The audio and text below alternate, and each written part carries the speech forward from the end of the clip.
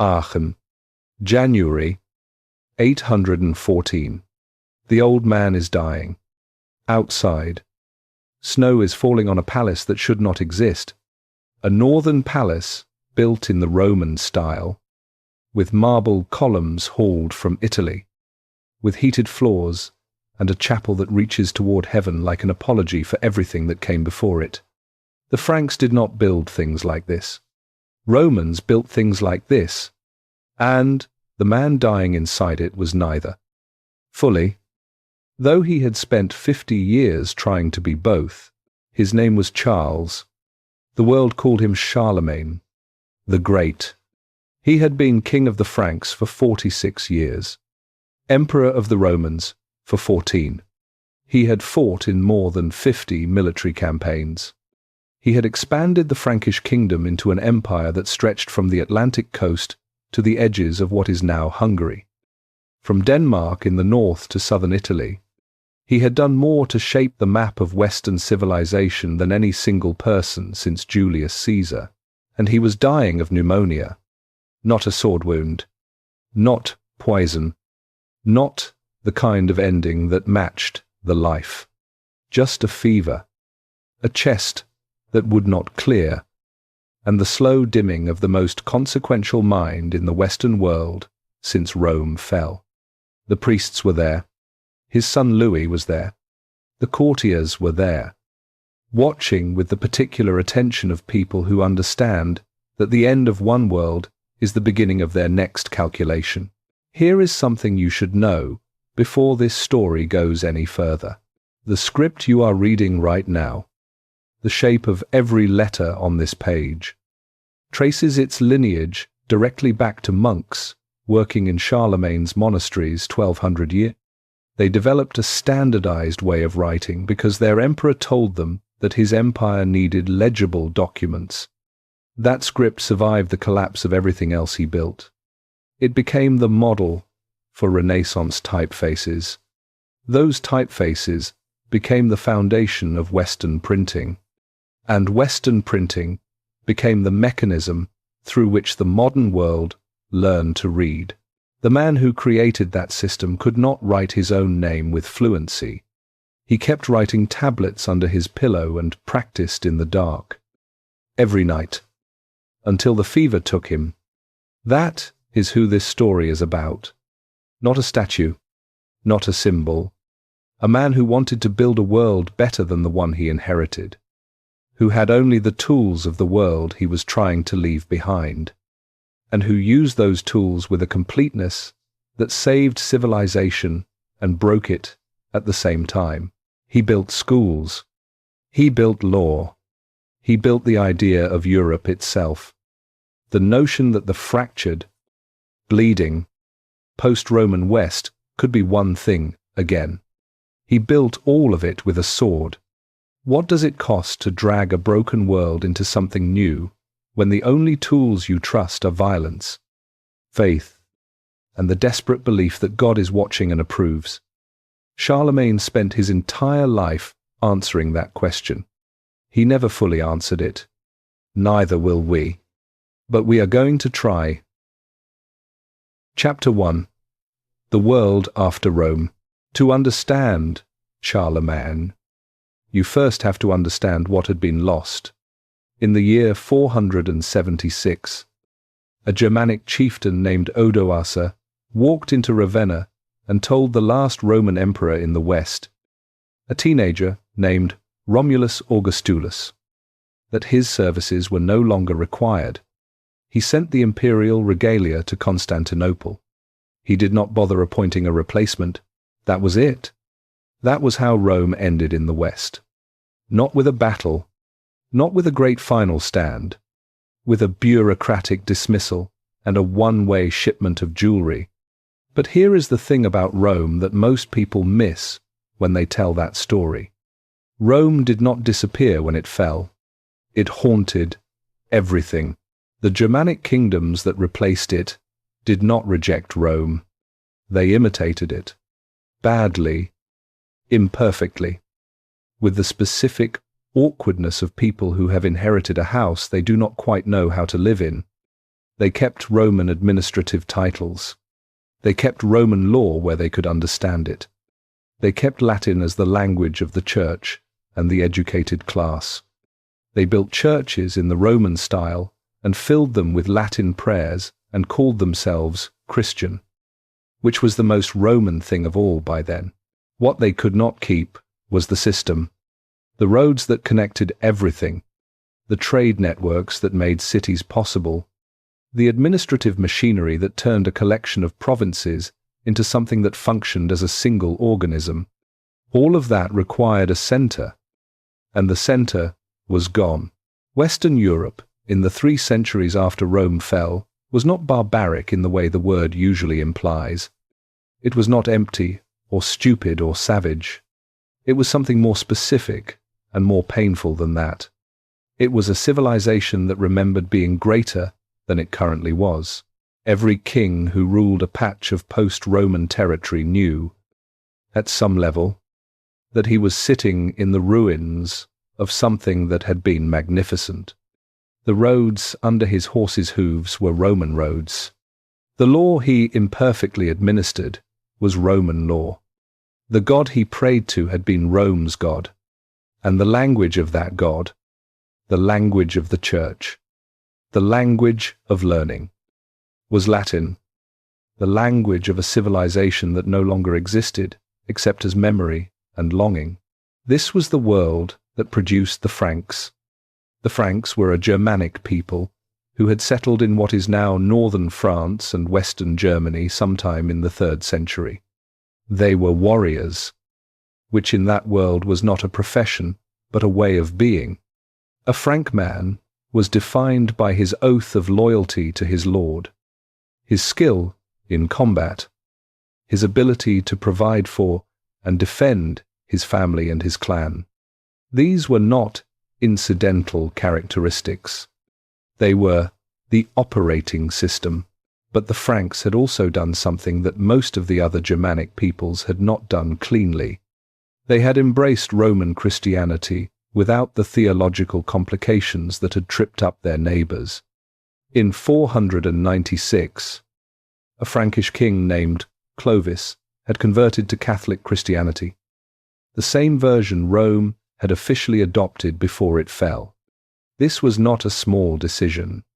It aligned the Franks with the Pope in Rome, with the most powerful surviving institution of the Old World, and it gave the Frankish kingdom something that raw military power alone could never provide.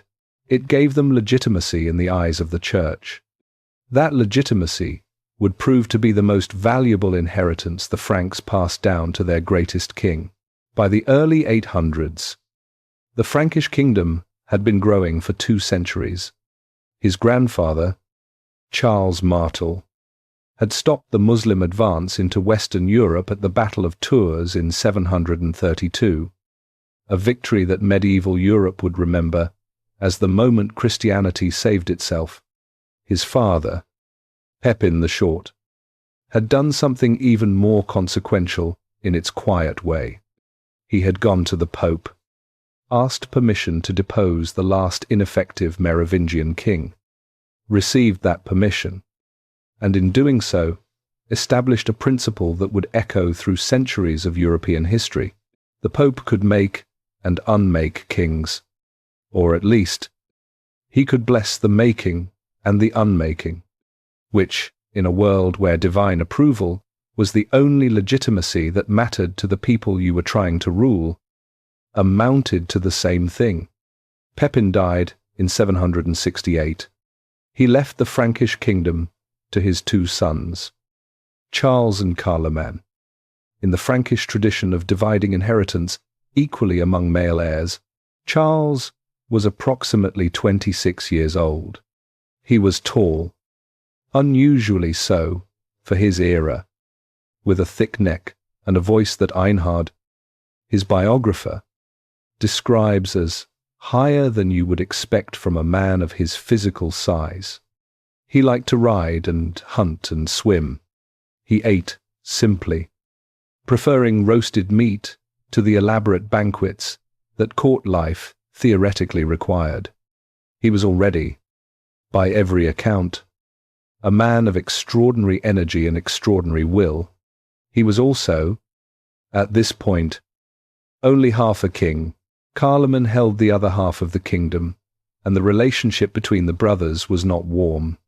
They were different men with different temperaments, and the specific tension of two capable people who have been given a problem that only works if one of them is fully in charge. In 771, Charlemagne died. He was 20 years old. Charles became the sole king of the Franks, and the world he had just inherited was held together by memory of something greater, by the authority of a church with no army, by the loyalty of warriors who followed strength, and by the faint, persistent idea that somewhere in all of this wreckage, Rome was still the standard against which everything should be measured. He had no plan yet for what to do with all of that. He had something better. He had the specific hunger of a man who grew up on the edge of something enormous and spent his childhood staring at it, learning its shape, memorizing its distances, waiting for the moment when he would be close enough to reach. That moment had arrived. What he did with it would take 50 years to fully understand. We are going to need all of them. Chapter 2. The Education of a Frank. There is a specific kind of education that no school can provide.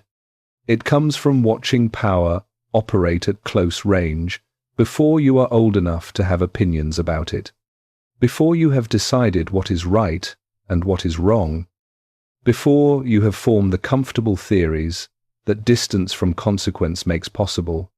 You watch it the way children watch everything, which is to say completely, without the filters that adults install to make the world more manageable. Charles watched his father. Pepin the Short was not a tall man, which was where the nickname came from. And in a world where physical presence was a form of political communication, he had compensated in other ways.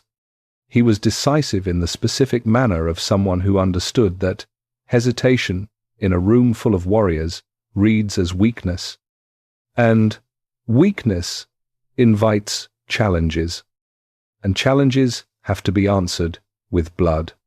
He moved quickly. He committed fully. He did not revisit decisions in public, which is different from saying he did not revisit them at all. Charles absorbed all of this. Before he could have named what he was absorbing, he absorbed something else too, something more important. He watched his father manage the relationship between the Frankish crown and the Bishop of Rome, and he understood, at a level below words, that this relationship was the most valuable thing the Carolingian family possessed, more valuable than their armies, more valuable than their treasury, more valuable than the loyalty of their nobles, which was always conditional and always had a price. The Pope could not field an army. The Pope could not collect taxes or build roads or defend a border. But the Pope could say, before God and before every Christian in the known world, that a king ruled with divine blessing. And in the 8th century, divine blessing was not a metaphor. It was the difference between a lord who demanded loyalty and a king who deserved it. Pepin had understood this with a clarity that his predecessors had not. When the last Merovingian king had become too weak to govern, Pepin had not simply seized the throne in the way that strong men seized things. He had written to the Pope. He had asked whether it was better for the man who actually held power to have the title, or for the title to remain with a man who held no power. The Pope, who had his own reasons for wanting a strong Frankish king, had answered in Pepin's favour, and so Pepin became king with the blessing of Rome, and the old Merovingian was put in a monastery, which in that era was the polite version of disappearing someone. Charles watched all of this. He was a child, then a young man, then a prince, learning what kingdoms actually required. And what he learned was not the version that would later be written into chronicles and theological treatises. He learned the unpolished version, the version that operated in the space between official positions and actual decisions. He learned that loyalty was purchased, not assumed, that the nobles who rode with his father did so because riding with his father was profitable and safe, and they would stop riding with any king who became unprofitable or dangerous.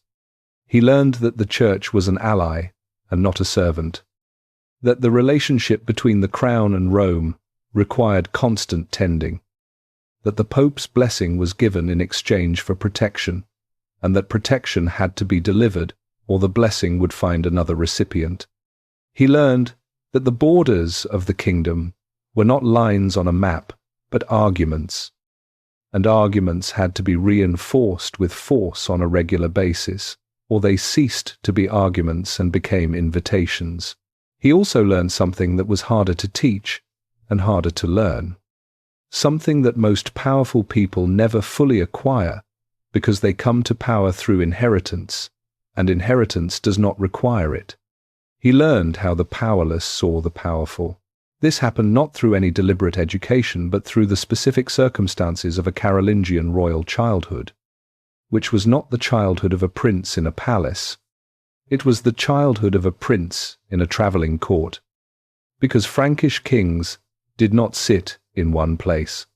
They moved, constantly, through their kingdom, staying in royal estates and episcopal residences and monastic guest houses, administering justice and collecting provisions and showing themselves to the people they governed in the most literal possible sense. Charles grew up among farmers and soldiers and clergy and merchants in the way that children who travel constantly grow up among people, which is to say, he saw them before they had time to perform for him. He saw what their lives actually cost. He saw what the kingdom's demands actually took from them. He saw the gap between the official version of how things worked and the actual version, and he filed it away with the unconscious thoroughness of someone who does not yet know why they are keeping the information, but knows it matters. He was, by all accounts, a physically extraordinary young man. He trained constantly. He swam in the Rhine near his home estate with a competitive seriousness that his courtiers struggled to match. He rode every day. He hunted with the focused intensity that his culture reserved for the activity that most closely resembled war. His body was, in the Frankish understanding of what a leader was, a form of argument, a daily demonstration that the man asking for your loyalty was capable of defending it. But there was something else developing in those years, something less visible and more significant. He was listening. His own literacy was developing slowly and would never fully arrive in the way he wanted it to. Scribes and scholars read to him. Clergy read scripture. Advisors read reports. And Charles listened with the kind of attention that people develop when they cannot take notes, which is to say, he listened for meaning rather than information, for the shape of an argument rather than its details, for what a text was trying to say beneath what it actually said. He encountered history this way: the history of Rome, the history of the Frankish people, the history of the church. He encountered the idea that a king was not simply a man who held power. A king was a man who held power in trust, answerable to God for what he did with it. This idea would make him great. It would also make him dangerous in the specific way that men who believe they are answerable to God and not to other men are always dangerous. His formal education was the education of a Frank, which meant it was primarily an education in war. He learned to command before he learned to deliberate. He learned to advance before he learned to negotiate. He learned that the first question in any situation was not what is right, but what is strong. And the second question was how to make those two things the same answer. When Pepin died and the kingdom was divided between Charles and his brother Charlemagne, Charles was approximately 26 years old and already a man of fully formed instincts. He knew how to lead warriors. He knew how to read a room of powerful men and understand who was with him and who was calculating. He knew how to project the specific confidence that Frankish culture required of its leaders. The confidence that said, I have already decided, and my decision is correct, and your loyalty is assumed. What he did not yet know was how to build something that would last beyond his own presence. That knowledge would come the hard way, which is the only way it comes to people like Charles. The hard way means you learn from what breaks. You learn from the campaigns that cost more than they should have. You learn from the administrators who steal when your back is turned. You learn from the borders that have to be defended again because the last defense was not permanent enough. You learn from the sons who die and the daughters you cannot let go, and the wife who is gone too soon, and the empire that keeps requiring more than any one man can give it. And slowly, through all of that, you begin to understand something that the education of a Frank did not teach and could not teach. You begin to understand that the sword opens the door, but something else entirely has to walk through it. He was not there yet, in 771. He was a young king with a dead brother, a united kingdom, and the kind of ambition that does not announce itself because it does not need to. It simply moves toward the next border, the next campaign, the next problem that presents itself as an obstacle and reveals itself, upon examination, as an opportunity. The world was broken. He was going to fix it. He had not yet discovered what fixing it was going to cost. Chapter 3. The sword comes first. In 772, Charles crossed the Rhine with an army and attacked the Saxons. This was not a decision that required much deliberation. The Saxons lived in the territories to the northeast of the Frankish kingdom, in what is now northern Germany, and they had been a problem for Frankish kings for generations. They raided across the border with the regularity of people who understood that the border was only as real as the force behind it. They were pagan, which in the political language of the 8th century meant they were outside the community of civilized nations in a way that made war against them easier to justify and easier to bless. And they controlled territory that Charles wanted, both for its resources and for its strategic value as a buffer against the peoples further east. He destroyed the Irminsul on that first campaign. The Irminsul was a sacred pillar, a massive wooden column that the Saxons believed held up the sky. It stood at the center of their religious world, the way that St. Peter's Basilica stood at the center of Rome's. Charles had it torn down, and the sanctuary around it plundered. This was not incidental. This was the message, stated in the only language that his world understood, without translation. The God of the Franks is stronger than your gods. Your sacred things are not sacred enough to protect themselves. Come to terms with that fact now, or learn it again later at greater cost. It was a declaration of intent as much as a military action, and it announced, to anyone paying attention, that the new king of the Franks was not interested in managing the border problem. He was interested in ending it, which meant not pushing the Saxons back but absorbing them, not containing their raids but converting their raiding culture into something that fit inside the Frankish understanding of what Christian civilization looked like. This would take 32 years, before Saxony consumed him entirely. Italy called in 773. Pope Hadrian sent an urgent message to Charles. The Lombards, who controlled much of northern Italy, were threatening Rome. The Pope needed help. He was, in the careful language of a man who understood what he was asking and what it would cost, calling in a debt. Charles crossed the Alps. The Alpine crossing alone was a logistical achievement that most military commanders of that era would not have attempted. The passes were narrow. The supply lines were stretched to the point of breaking, and the Lombards had fortified the obvious approaches.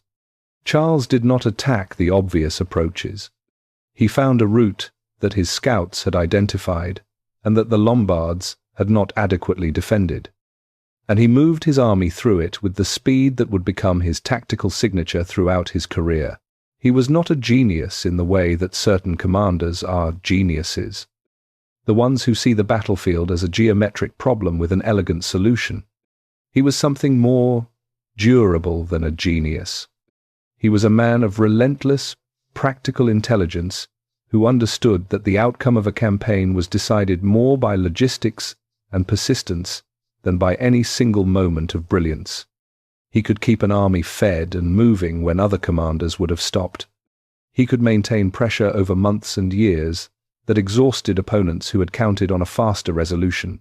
The Lombard king, Desiderius, found his forces outmaneuvered and his capital besieged. He surrendered.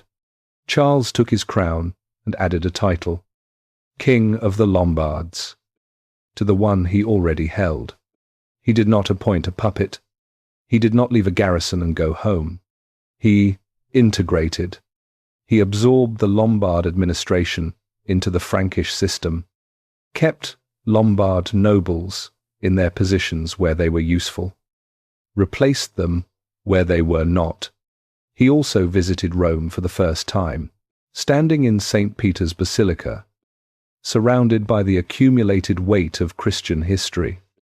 In the city that had been the center of the world for 5 centuries and still carried that gravity in its stones and its silences, Charles felt something that Einhard does not record and cannot record because it happened in the interior of a man who did not speak easily about his interior. But we can read it in what he did afterward.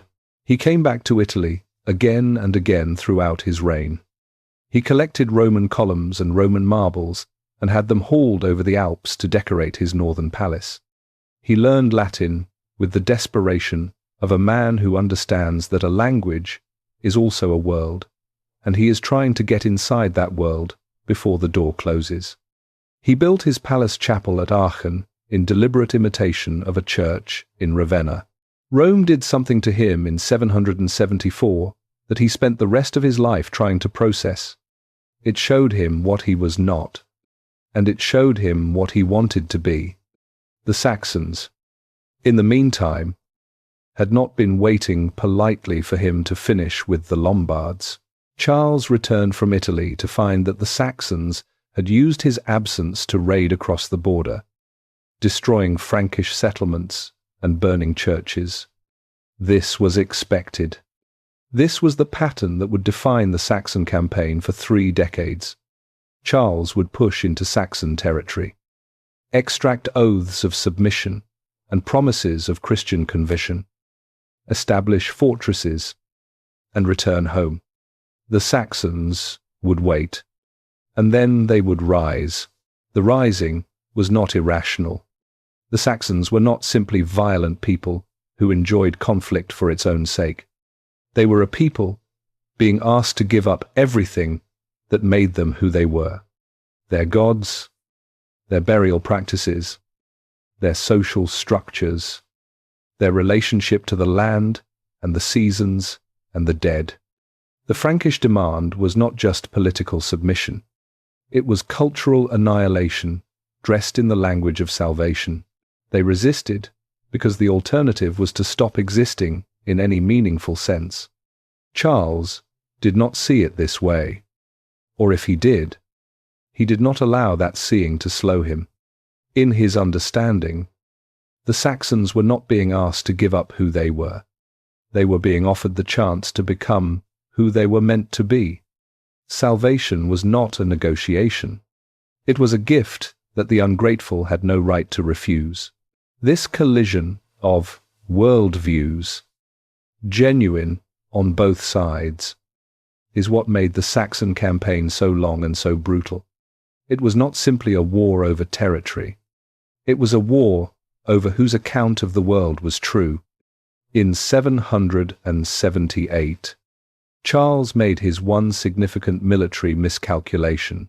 He took an army into Spain, responding to an invitation from Muslim rulers in the northeast who were in conflict with the emir of Cordoba. The campaign did not go as planned.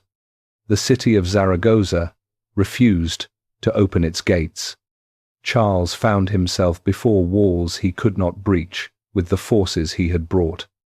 And with reports arriving of renewed Saxon trouble to the north, he turned around, on the way back through the Pyrenees, in a mountain pass called Roncesvalles.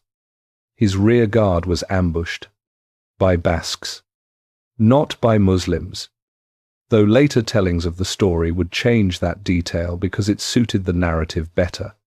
The rear guard was destroyed. Among the dead was a count named Roland, who commanded the rear guard and who died doing what rear guards are supposed to do, which is buy time for the main army, at the cost of their own lives. Charles grieved. Einhard tells us this directly.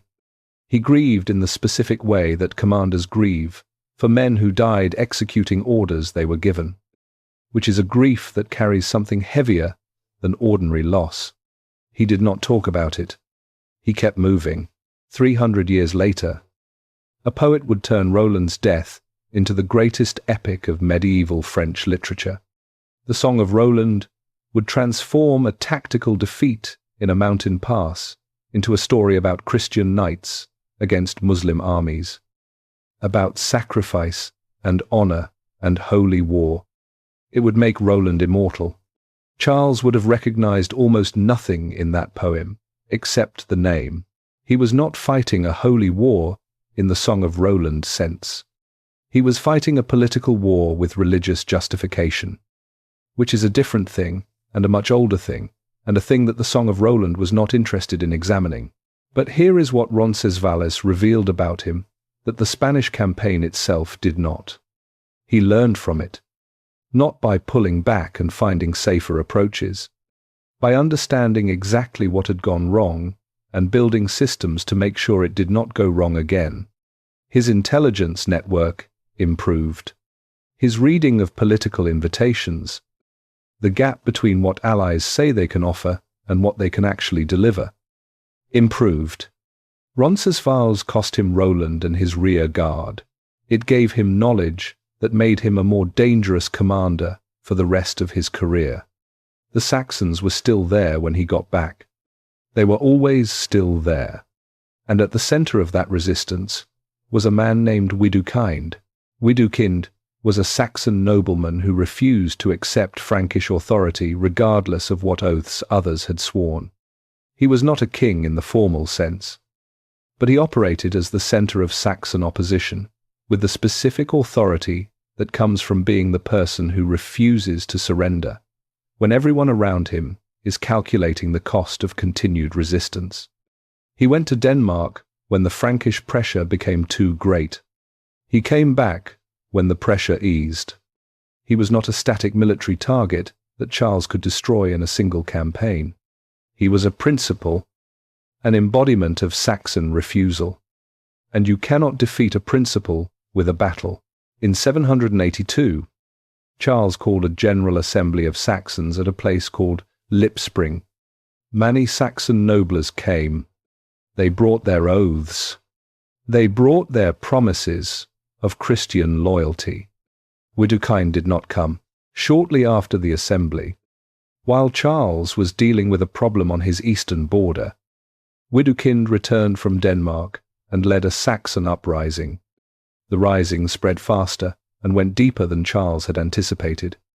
A Frankish force sent to contain it was ambushed and destroyed at a place called Suntal. The commanders of that force, counts, who had disobeyed their orders, in their eagerness to claim the glory of suppressing the rebellion themselves, were among the dead. Charles moved his army north with the speed that had become his signature. The uprising collapsed in the face of that movement. Without Widukind, who had disappeared again, the Saxon nobles who had participated had nothing to rally around. They presented themselves to Charles. They gave him the names of those who had led the fighting. And then Charles did something that has been argued about for 1,200 years. He needed to make a decision, not a military decision, a statement. The kind of statement that would end this cycle of rebellion and submission and rebellion, that would make every Saxon leader who was calculating whether resistance was worth its cost recalculate with a new variable in the equation. That night, he prayed. We know this because he prayed every night without exception, had done so every night of his adult life, would do so every night that remained to him. The prayers of a 9th century Frankish king were not recorded by the scribes who preserved his capitularies and his diplomatic correspondence. What he said to God in those hours is not in any document that survived. Only the morning is in the record. According to the royal Frankish annals, Charles had 4,500 Saxon prisoners brought before him at a place called Verdun on the Aller River, and he had them executed. All of them, in a single day. The annals record this with the specific flatness of official documents recording facts that require no comment. The number, the location, the outcome, no description of what it looked like, no record of how long it took, no note of what Charles said or did not say when it was over. Just the fact 4,500 people were brought to a river in the autumn of 782, and by the end of the day they were dead. Charles went to Mass the following morning. He did not record what he thought about either of those facts. That silence is not nothing. It is, in fact, the most revealing thing about him in the entire historical record. A man who argued theology with the finest scholars of his era, who wrote hundreds of pages of law and correspondence, who dictated letters on every subject from the price of bread to the nature of the soul, did not write a single word about what happened at Verdun and what it meant, and whether the God he prayed to every morning had been present at the river the afternoon before. He was not the kind of man who avoided hard questions. He engaged with hard questions constantly, argued about them, pushed scholars to give him better answers than they had ready. He did not engage with this one. The distance between the river and the altar, between the afternoon and the morning, between the order and the prayer, is where Charlemagne lives, fully and uncomfortably. If you are willing to stand in it long enough to feel what it actually contains, he was not a monster by the standards of his world. Collective punishment of prisoners after a rebellion was within the range of what 8th century warfare considered acceptable. His contemporaries did not record the Verdun massacre with horror. They recorded it as a military decision. But he was also not simply a product of his world. No one who builds schools and argues theology and weeps at the deaths of his warriors and spends decades trying to impose order on a fractured civilization is simply a product of anything. He chose. At Verdun, he chose, with full awareness of what he was choosing. And then he went to Mass. And then he continued building the world he believed God had asked him to build. That is the man. That is the whole man. And anyone who tells you the story of Charlemagne without standing at that river for a while is telling you a different story. Chapter 4. The School in the Palace. The year after Verdun. Charlemagne invited a scholar to dinner. This was not unusual. Charles had been collecting scholars the way other kings collected weapons, with the specific hunger of someone who understands that the thing he is reaching for requires tools he does not yet possess. He had brought learned men to his court from Italy, from Spain, from Ireland, from the monasteries of the Frankish kingdom itself. He argued with them, questioned them, listened to them read aloud in the evenings after the day's administrative work was done. But this invitation was different. The man he invited was named Alcuin. He was from York, in the north of England, and he was, by the consensus of everyone who had encountered him, the finest scholarly mind in the Western world outside of Rome itself. He had run the cathedral school at York with a rigour and a breadth that had made it the most respected centre of learning in Northern Europe. He knew Latin with the fluency of a man who thought in it. He knew theology with the depth of someone who had spent decades reading the Fathers of the Church, not as cultural obligation, but as genuine intellectual engagement. He knew mathematics, astronomy, rhetoric, the full curriculum of classical education that the ancient world had assembled and the post-Roman world had been slowly losing track of. Charles wanted him, not to advise on military campaigns, not to manage diplomatic correspondence, though Alcuin would eventually do both of those things. Charles wanted Alcuin because he had understood something that very few rulers of his era had understood, something that the destruction at Verdun had not changed and would not change, something that sat alongside the violence in his mind without resolving the tension between them. You could conquer territory with an army. You could not hold civilization with one. The world that Charles was trying to build required something that the Frankish warrior tradition had no framework for producing. It required people who could read, people who could write, people who could copy manuscripts and calculate dates and administer estates and understand the difference between a legitimate legal argument and a fraudulent one. It required, in the most practical possible sense, an educated class, and Western Europe, in the late 800s, did not have one. This was not because education was considered dangerous. It was because the infrastructure that produced educated people had been one of the casualties of Rome's collapse. The Roman world had run on literacy, its administrative machinery, its legal system, its military logistics, its trade networks. All of it depended on people who could read and write and calculate. When the system collapsed, the infrastructure that trained those people collapsed with it. What remained were the monasteries, islands of literacy in a sea of practical illiteracy, preserving what they could of the old learning, but preserving it for religious purposes, not civic ones. Charles looked at this situation with the eyes of a man who had been trying to govern a large and complex territory with administrators who could barely write their own names, who issued legal judgments based on remembered tradition rather than written law, who collected taxes by approximation and managed records by memory. He found it intolerable. Alcuin arrived at the Frankish court in 782, the same year as Verdun. He would stay, with one significant interruption. For the rest of his active life, what developed between them was one of the more remarkable relationships in the history of the early medieval world. Charles was the most powerful man in the Western world. Alcuin was a scholar from a provincial English city with no military power, no political connections, no resources beyond the contents of his own mind.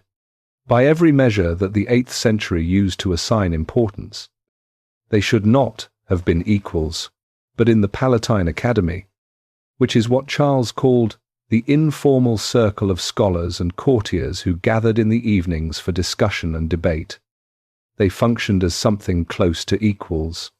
Charles gave everyone in the academy a nickname drawn from classical antiquity, placing them inside a framework of Roman intellectual culture and signaling that the conversations happening in Aachen were continuous with the conversations that had happened in Rome. He called himself David, the biblical king, who was also a poet and a man after God's own heart. He called Alcuin Flaccus, after Horace.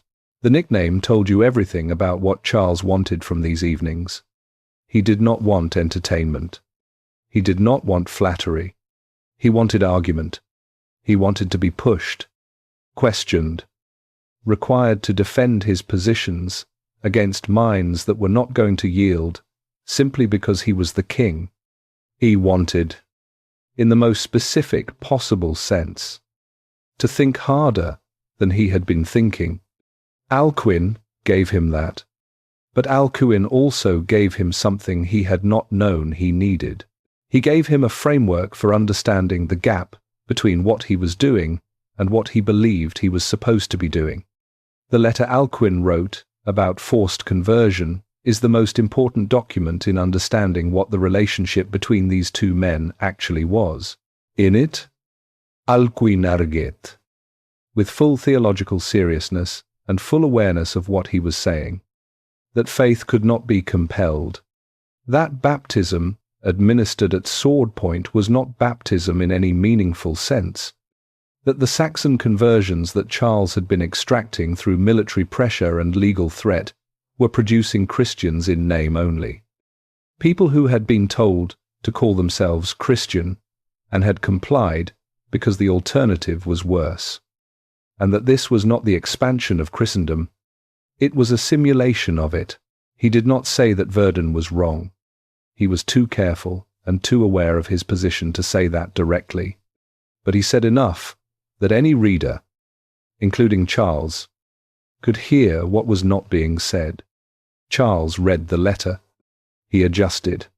Not completely, not in the way that would have satisfied Alcuin's theological argument fully, but the tone of the subsequent capitularies on Saxon religious practice shifted, at least officially, toward persuasion rather than pure compulsion. Charles was listening. He was also not stopping. This was the nature sought in a relationship for the years that Alcuin spent at court. A continuous negotiation between the scholar who believed that civilization was built from the inside out, from educated souls toward ordered society, and the king who believed it was built from the outside in, from imposed order toward eventual understanding. Neither of them was entirely wrong. Neither of them could fully persuade the other.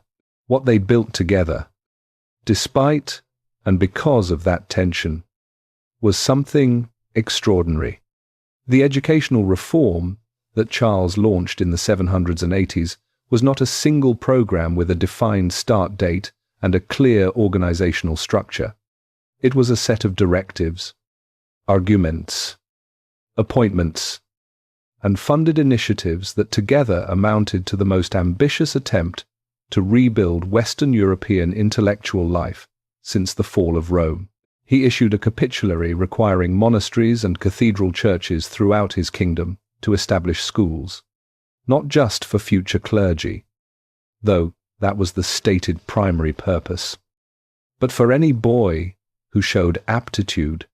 The schools would teach reading, writing, arithmetic, singing, and the basics of Latin grammar. The curriculum was the old Roman curriculum, the foundational structure of classical education that Alcuin had learned in York and that Charles wanted reproduced across his entire empire. He commissioned the standardization of the Latin Bible. The version in circulation was a mess of regional variations and accumulated errors. He asked Alcuin to produce a corrected, authoritative text that could be copied and distributed throughout the empire, and he commissioned the development of a new script. This requires a moment to sit with, because it is one of the most consequential things he ever did, and the one least discussed when people talk about Charlemagne. The script in use throughout the Frankish world was cramped, inconsistent, and often nearly illegible, varying so widely from region to region that a document written in one part of the empire might be difficult to read in another.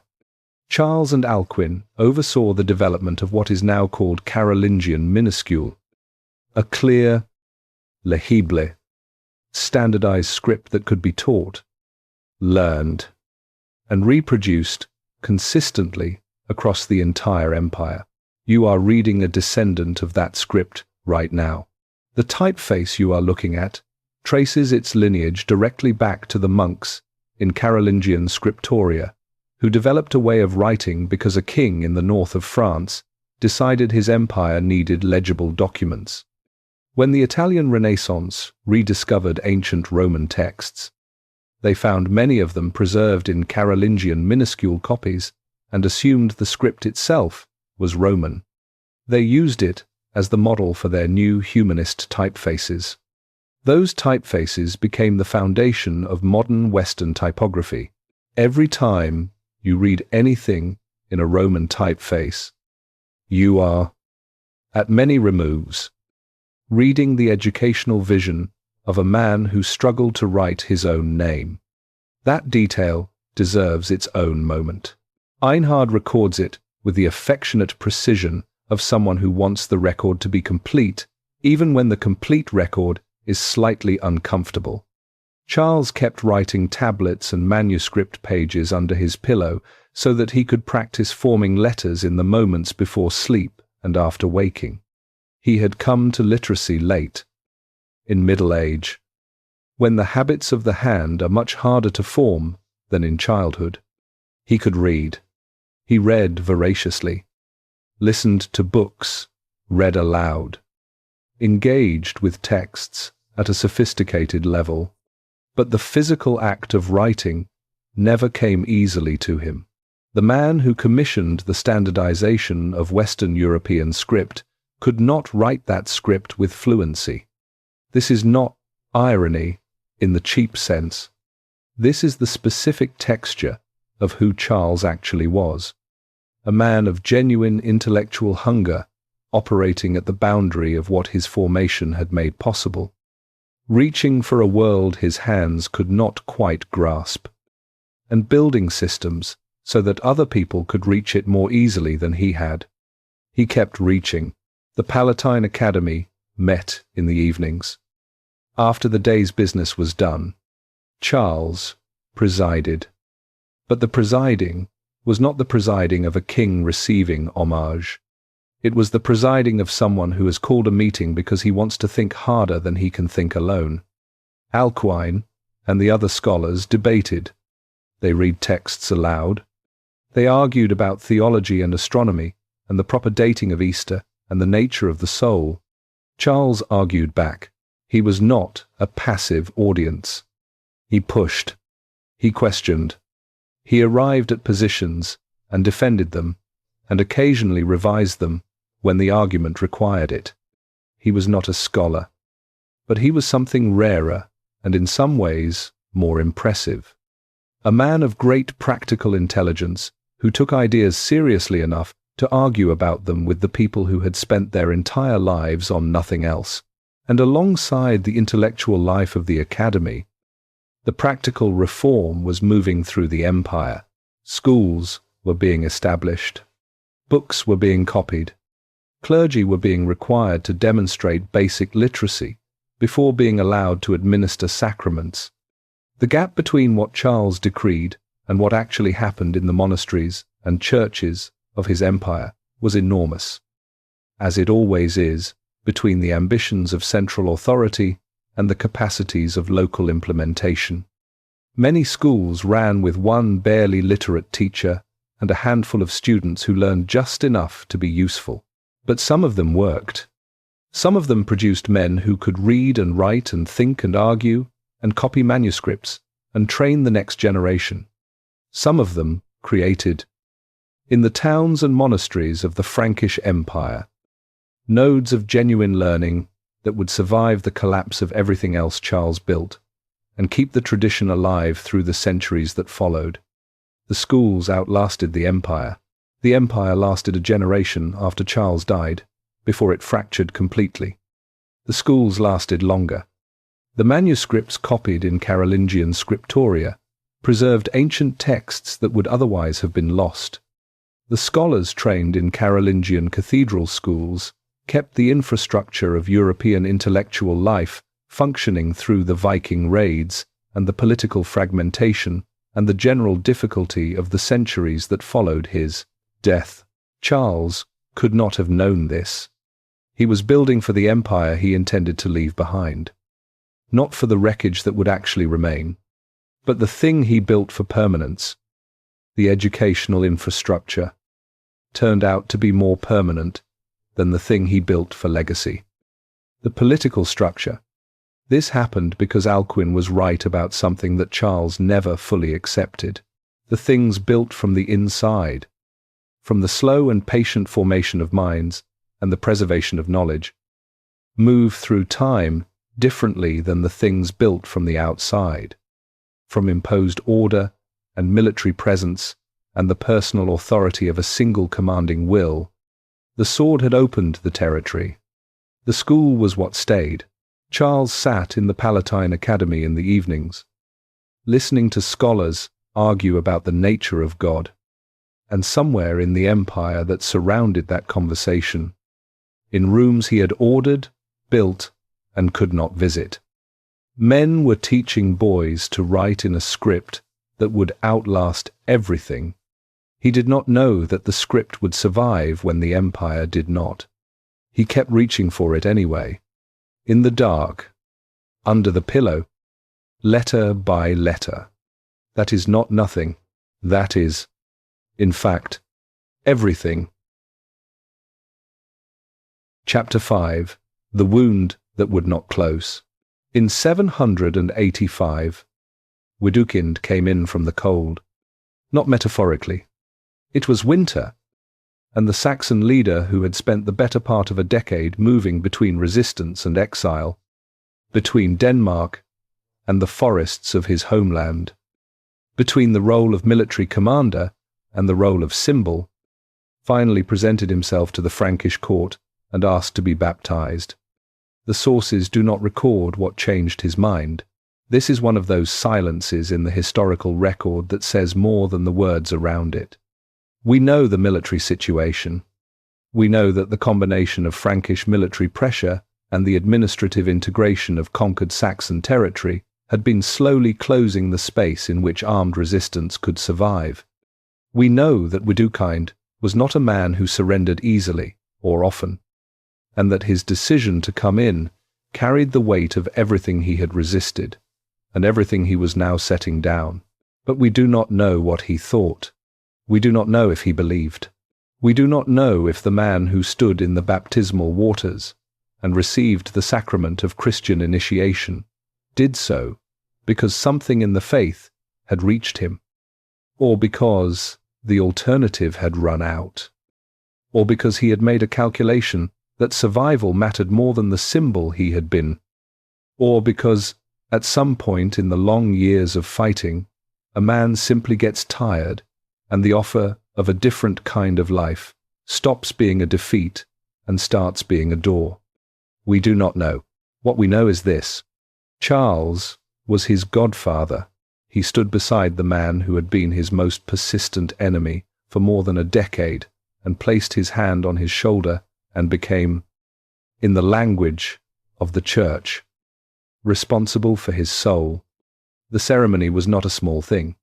In the theology, Charles believed with full seriousness the godfather was the person who stood before God and vouched for the soul of the person being baptized, who took on a spiritual obligation that did not end at the church door but extended into eternity. Charles had ordered the killing at Verdun 3 years earlier. Now he was vouching for the soul of the man who had made that killing feel necessary. Think about what that room contained. 2 men who had been trying to destroy each other for a decade. The water between them, the words of the sacrament, and something that neither of them could have named cleanly. Something that was not quite forgiveness, and not quite victory, and not quite peace, but contained elements of all three in proportions that shifted depending on which man you were standing behind. Charles had given Widukind gifts before the ceremony. Substantial ones. The kind of gifts that a king gives to signal not just generosity but respect. This was political. Everything Charles did was political at some level. The public reconciliation with Widukind sent a message to every Saxon who had followed him that submission was survivable, that conversion was not humiliation, that there was a place inside the Frankish Christian world for people who had spent years fighting to stay outside it. But it was also something else. It was the closest thing Charles ever came, in ein document, or ein act, to answering the question that Verdun had raised, and that he had never addressed directly. He could not undo what had happened at the river. He could not unspill the blood. He could not write a letter to Alcuin that said, "Yes, you were right. The method was wrong. I should have done it differently." He was not built for that kind of accounting.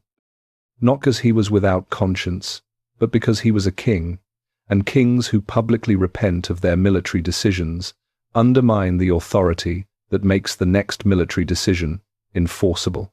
What he could do was stand in a church in 785 and place his hand on the shoulder of the man his campaigns had been aimed at, and say, in the only language available to him that did not require the words he could not say, that the fighting was over and something else was beginning. Whether that something else was redemption or simply a new political arrangement is a question that the historical record cannot answer. It is also, possibly, a question that Charles himself could not have answered cleanly. He moved on, as he always moved on. The Saxon campaign continued in its administrative phase. The building of churches and the establishment of clergy and the slow institutional embedding of Frankish Christian culture in Saxon territory. The military phase was largely over. The conversion phase, the real one that Alcuin had always insisted was the only one that mattered, was just beginning, and would take generations that neither of them would live to see. Widukind disappears from the historical record almost immediately after his baptism. We do not know how long he lived. We do not know what kind of Christian he became, whether the faith reached him over time or remained a formality he wore like the clothes Charles had provided for the ceremony. We do not know if he and Charles ever spoke again after that day, whether the relationship created by the baptism had any content beyond the ceremony itself. The silence around him after 785 is one of the most eloquent silences in the early medieval record. A man who had been significant enough to hold the Saxon resistance together for more than a decade simply stops appearing in any document that survives. What we are left with is the image, the king and the enemy, standing at the baptismal font, the water, the hand on the shoulder, and the question underneath all of it, the question that Charles carried forward from Verdun and that the baptism at once addressed and did not address, that continued to sit in him the way that certain weights sit in people who have chosen to keep moving rather than set them down. Alcuin saw it. He did not say it directly, because Alcuin was too careful and too fond of Charles to say it directly. But in a letter written in 796, after a new phase of Saxon unrest had required another round of military response, he wrote something that landed close enough to the center of the question that Charles would have recognized exactly what he was being told. He wrote that a people could not be made Christian by compulsion, that you could baptize a man and still not have reached him, that the sequence mattered, that teaching had to come before the demand, that understanding had to precede the requirement, and that an empire of baptized Saxons who did not know what baptism meant was not the Christian civilization that Charles was trying to build. He wrote it with the patience of a man who had been making this argument for 15 years and had watched it be partially heard and partially acted on and never fully resolved. Charles received the letter. He adjusted again.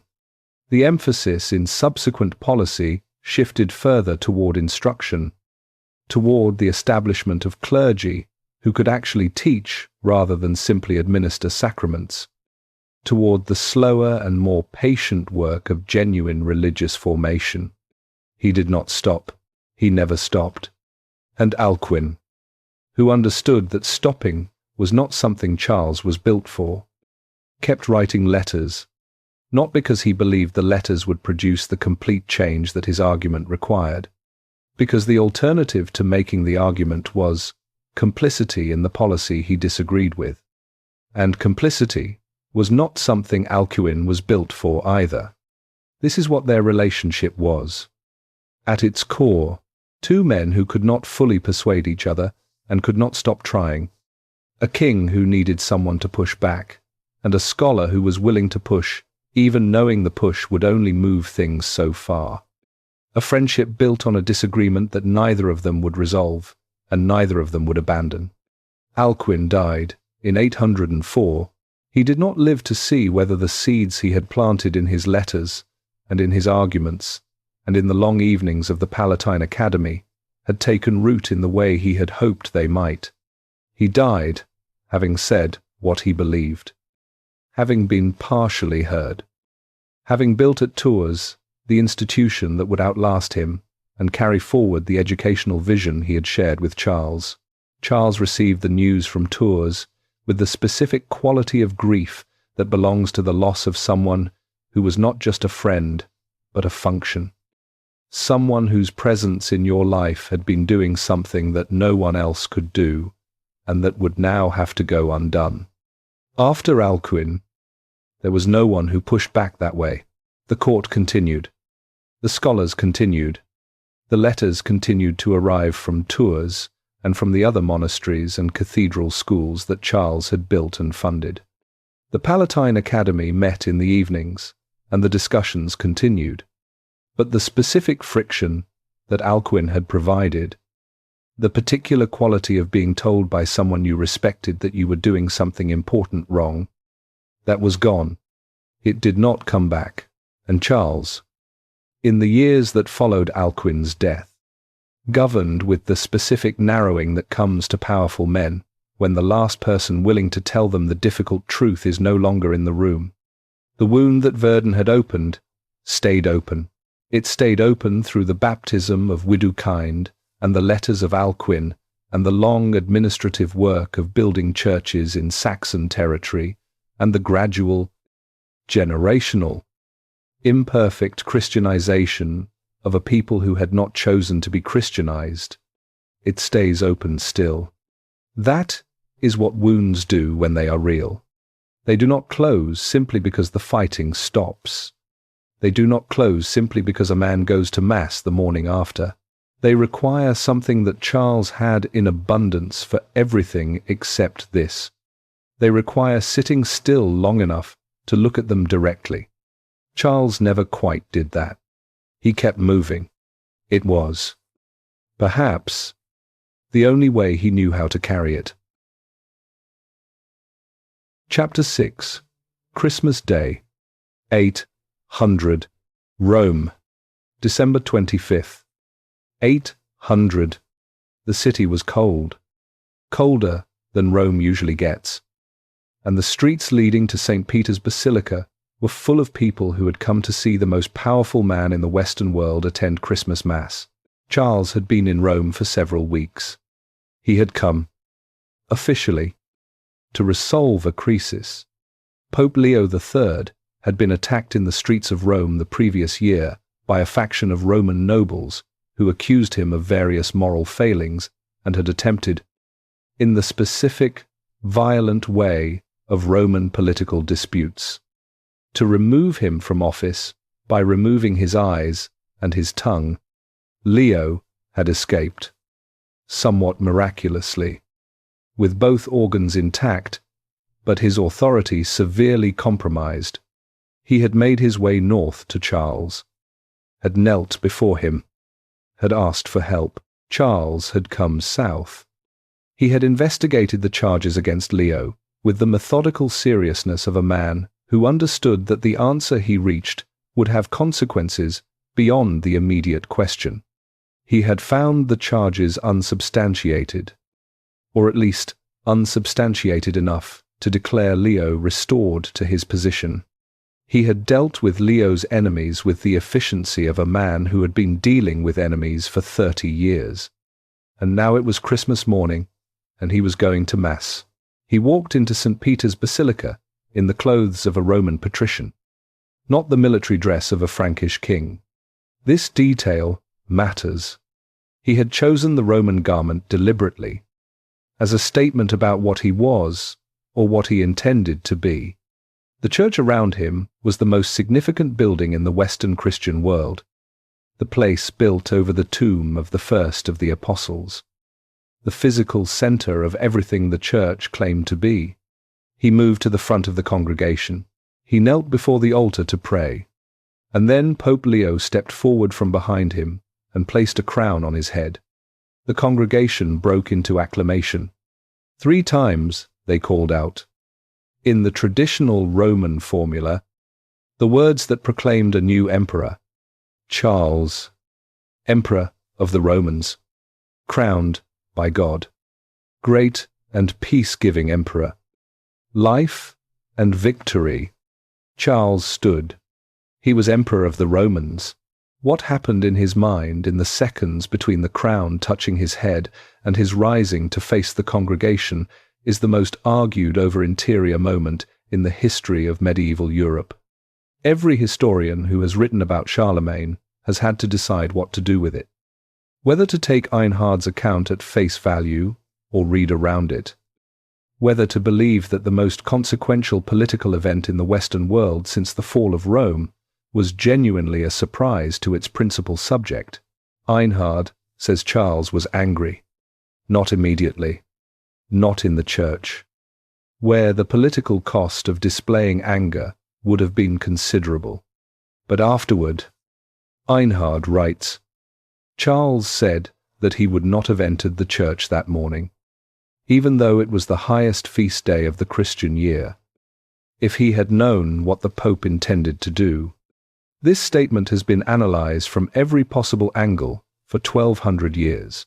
One reading is that it was true, that Leo, who had his own reasons for wanting to bind Charles to Rome in the most formal possible way, had acted without Charles's knowledge or consent, had seized a moment of maximum theatre and minimum possibility of refusal, and had created a political fact that Charles now had to manage. In this reading, Charles was genuinely caught off guard, genuinely uncomfortable with the implication that imperial authority flowed through papal hands.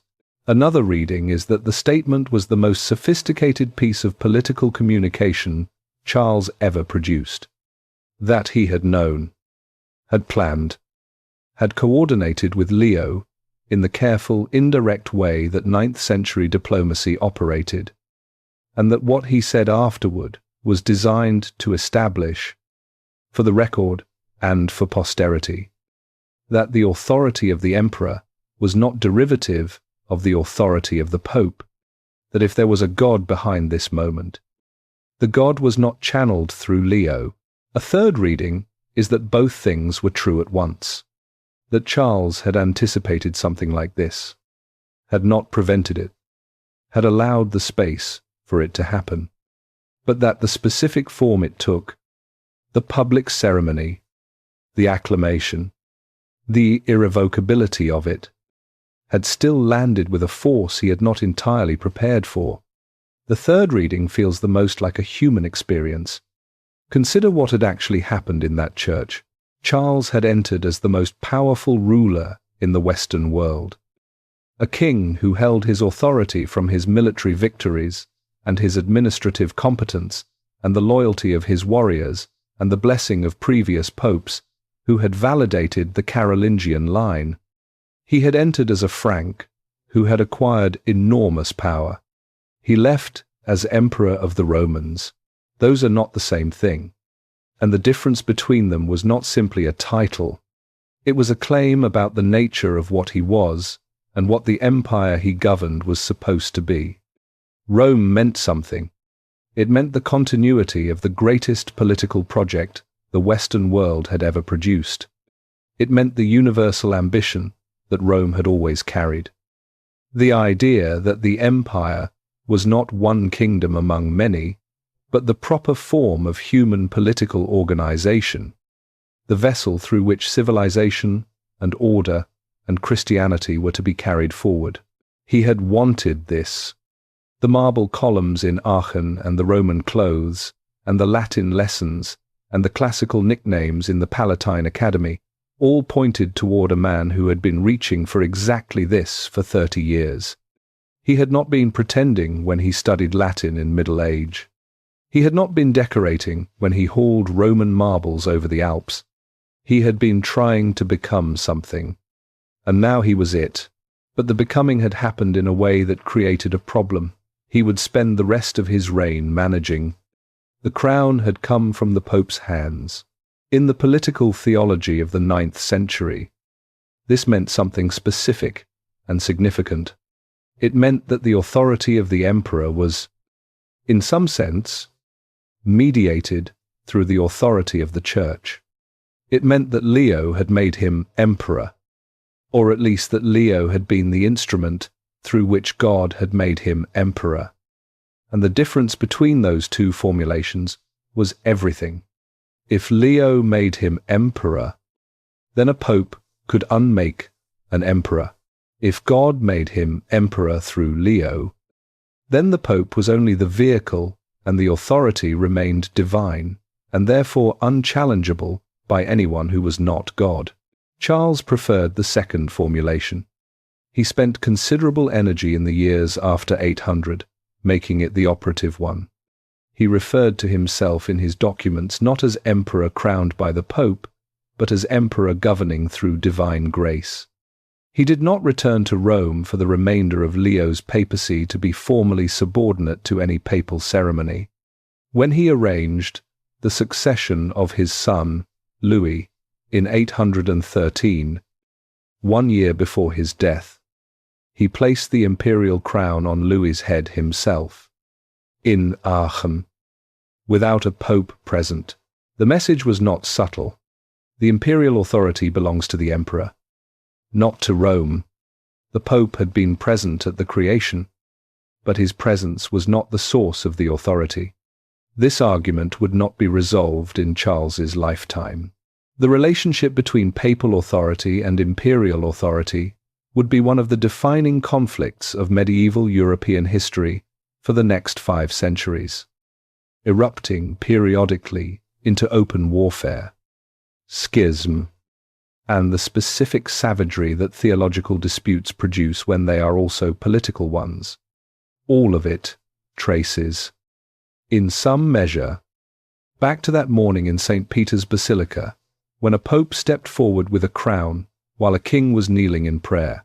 But step back from the politics for a moment and stay in the church. Stay with the man in the seconds after he stands. The crown is on his head. The congregation is calling his name. The candles are burning and the incense is moving through the air, and the most sacred space in the Western Christian world is full of the sound of people telling him that God has chosen him. He had spent 30 years becoming the most powerful man in the Western world. He had spent 30 years reaching for Rome, for the thing that Rome had been, for the world that Rome had organized and ordered and given meaning to before it fell and left everyone scrambling in the wreckage. And here he was, in Rome, with the crown, called by the name that Constantine had carried. Was it what he had imagined? In the years of campaigns and capitularies, and Latin lessons in middle age and long evenings in the Palatine Academy, arguing about the nature of civilization, we do not know. We know that he said afterward he would not have come if he had known. We know that he spent the next 13 years of his reign making sure the moment meant what he needed it to mean, rather than what Leo had intended it to mean. We know that he left Rome in the early months of 801 and did not return for the remaining years of his life. The crown was real. The title was real. The problem it created was real. The question of what it meant, in the deepest sense, what it meant about who he was, and whether the God who had been guiding him all along had intended this, or whether a pope had simply seen an opportunity on a cold Christmas morning. That question went with him back to Aachen. He was the emperor of the Romans. He had learned to want that. He had not yet learned what having it was going to cost. It turned out that arriving at the thing you have been moving toward for 30 years is not an ending. It is the beginning of a different set of questions. And the questions that Rome raised were going to be harder than anything he had faced before. Because armies could be defeated, questions like these only deepened. Chapter 7. Emperor of what? The morning after the coronation, Charles woke up as the same man he had been the night before. This sounds obvious. It was not. The title he now carried, Emperor of the Romans, was not a description of what he actually governed.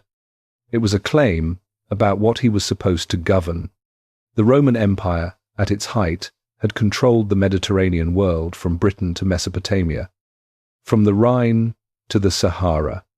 What Charles actually controlled was a large but specific territory in northwestern Europe, populated mostly by Franks and Saxons and Lombards and Burgundians and Bavarians, people who had never been Roman in the full sense, and who were not going to become Roman simply because their king had acquired a Roman title on a cold Christmas morning. The gap between the title and the reality was the central problem of the last decade of his reign. He had spent 30 years building an empire. He now had to figure out what an empire actually was. Building is a different activity from governing. Building requires a clear direction and the willingness to keep moving toward it regardless of what gets broken in the process. Governing requires something slower and more attentive. The continuous management of a system that has its own logic and its own resistance and its own ways of failing that no single commanding will can fully anticipate or prevent. Charles was a builder by temperament. After 800, he had to become something else. The instrument he had was the capitulary, an official directive issued from the royal court and intended to regulate some aspect of life in the empire. Charles issued them constantly, on every subject imaginable, on the proper administration of royal estates, on the prices that merchants could charge in times of famine, on the behavior expected of counts and bishops, on the treatment of the poor and the protection of widows and orphans, on the maintenance of roads and bridges, on the coinage to be used throughout the empire. The sheer volume of these directives tells you something important about how Charles understood the job of emperor. He did not believe that issuing a law was the same as governing.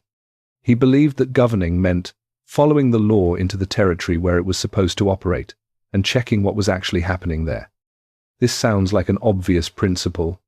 It was not obvious in the 9th century.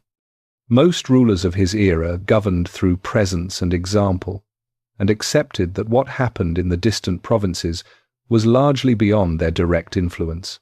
Charles was not built for that acceptance, so he invented the missi dominici.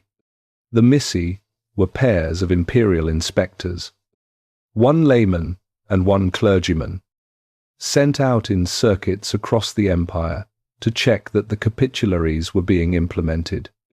They heard complaints from ordinary people who had been wronged by local officials.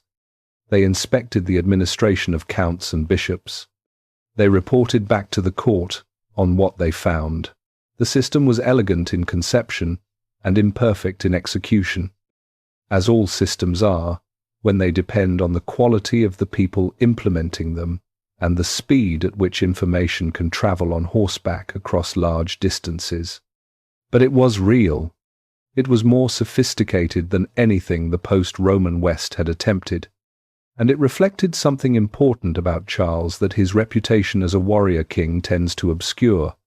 He was, in the deepest sense, a man trying to build institutions, not just an empire. Institution. things that would function according to their own logic when he was not personally present to make them function.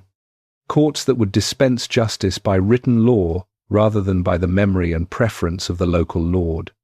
Schools that would produce educated administrators, regardless of which particular scholar happened to be teaching. Churches that would perform the sacraments correctly because the clergy had been trained to do so. Not because Charles happened to be watching. The gap between what he wanted to build and what he could actually build with the tools available to a 9th century Frankish king was enormous. He knew it. Einhard describes him in these years with the affectionate precision of someone who watched a man managing a problem he had identified clearly and could not resolve completely. Charles kept moving. He traveled through his empire with the relentless energy that had characterized his military campaigns, appearing at royal estates and episcopal residences throughout his territory, administering justice, hearing complaints, being seen. Being seen was not vanity. It was governance. In a world without newspapers, without any mechanism for the authority of the central court to make itself felt except through physical presence and personal relationship, the emperor had to appear. He had to be the reality of the empire rather than just its symbol, had to embody in his physical person the claim that there was such a thing as an empire, and that it was organized and attentive and capable of responding to what was happening in its territory. This meant that the empire was, in the most fundamental sense, him. When he was present, the system worked. When he was absent, the system approximated.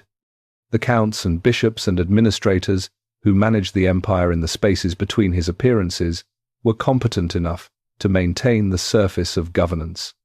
They were not capable of, and in many cases not interested in, the deeper reform that Charles was trying to build.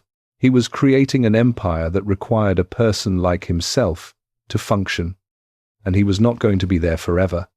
The Byzantines complicated everything. Constantinople in 800 was still the richest, most sophisticated city in the Christian world. The Eastern Roman Empire, which the Byzantines called simply the Roman Empire, because they had never accepted that there was any other kind, had survived the collapse of the West by adapting in ways the West had not managed. It had a functioning bureaucracy. It had a professional army. It had a legal tradition running in unbroken continuity from Justinian. When Charles acquired the imperial title in 800, the reaction in Constantinople was somewhere between offense and contempt. The emperor in the East was the emperor of the Romans. There had been one such emperor since Augustus. There could not logically be two. The claim that a Frankish king who had learned Latin in middle age was now co-equal with the ruler of the actual surviving Roman state was not a claim that Constantinople was prepared to take seriously. They called him King of the Franks in their official communications, not emperor. Diplomatic negotiations went on for years. Charles proposed, at one point, a marriage between himself and the Byzantine Empress Irene, which would have united the two empires and resolved the question of the title through dynastic merger. Irene was willing, or at least reportedly willing. The Byzantine court was not, and she was deposed before the marriage could be arranged. Eventually, in 812, the Byzantine Emperor Michael I recognized Charles's title, with the specific qualification that the recognition was personal to Charles rather than constitutive of a permanent Western imperial office. It was a diplomatic compromise that satisfied neither party fully and that papered over a fundamental disagreement rather than resolving it. Charles accepted the letter.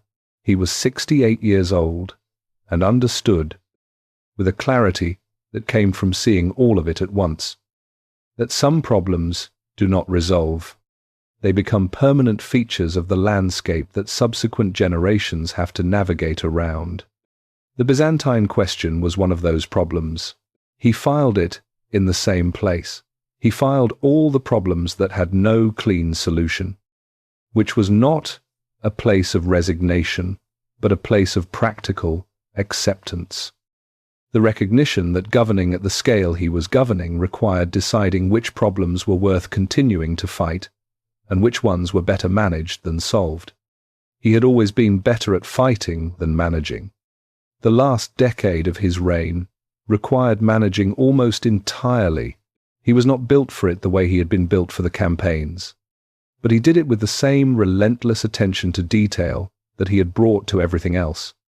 Sitting in Aachen, going through the correspondence of an empire that stretched from the Atlantic to the edge of Hungary, dictating responses, issuing directives, receiving the missi, when they returned from their circuits, with reports on what was actually happening in the provinces. He was doing the unglamorous work of trying to make a system function. It was harder than the wars. It was less satisfying than the wars. It was, in the long accounting of what mattered, more important than the wars, because the wars had created the territory. The territory was only an empire if the institutions held, and the institutions would only hold if someone kept the pressure on them, kept checking, kept insisting that the gap between what the law said and what was actually happening be named and addressed and narrowed. He kept the pressure on. He sat in Aachen, going through his correspondence, while outside the palace the snow fell on the empire he had built. And somewhere in that empire, the missi were riding their circuits, and the schools were teaching boys to write in a script that would outlast him, and the monks were copying manuscripts, and the counts were administering their territories with varying degrees of honesty, and the Saxons were becoming, slowly and imperfectly, and not quite in the way he had intended, something that included Christian in its self-description, and he was the emperor of all of it.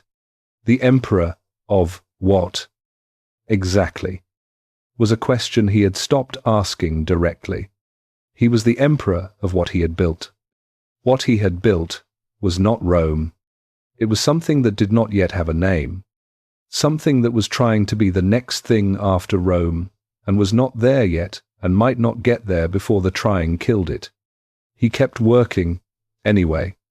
The only alternative was to stop, and stopping had never been available to him as an option. Not now. Not ever. Chapter 8. The Dynasty He Could Not Build. There is a specific kind of loneliness that belongs to powerful men who have outlived the children they prepared to replace them. It sounds like the wrong kind of problem. It sounds like the complaint of someone who has been given more than enough and is ungrateful for it.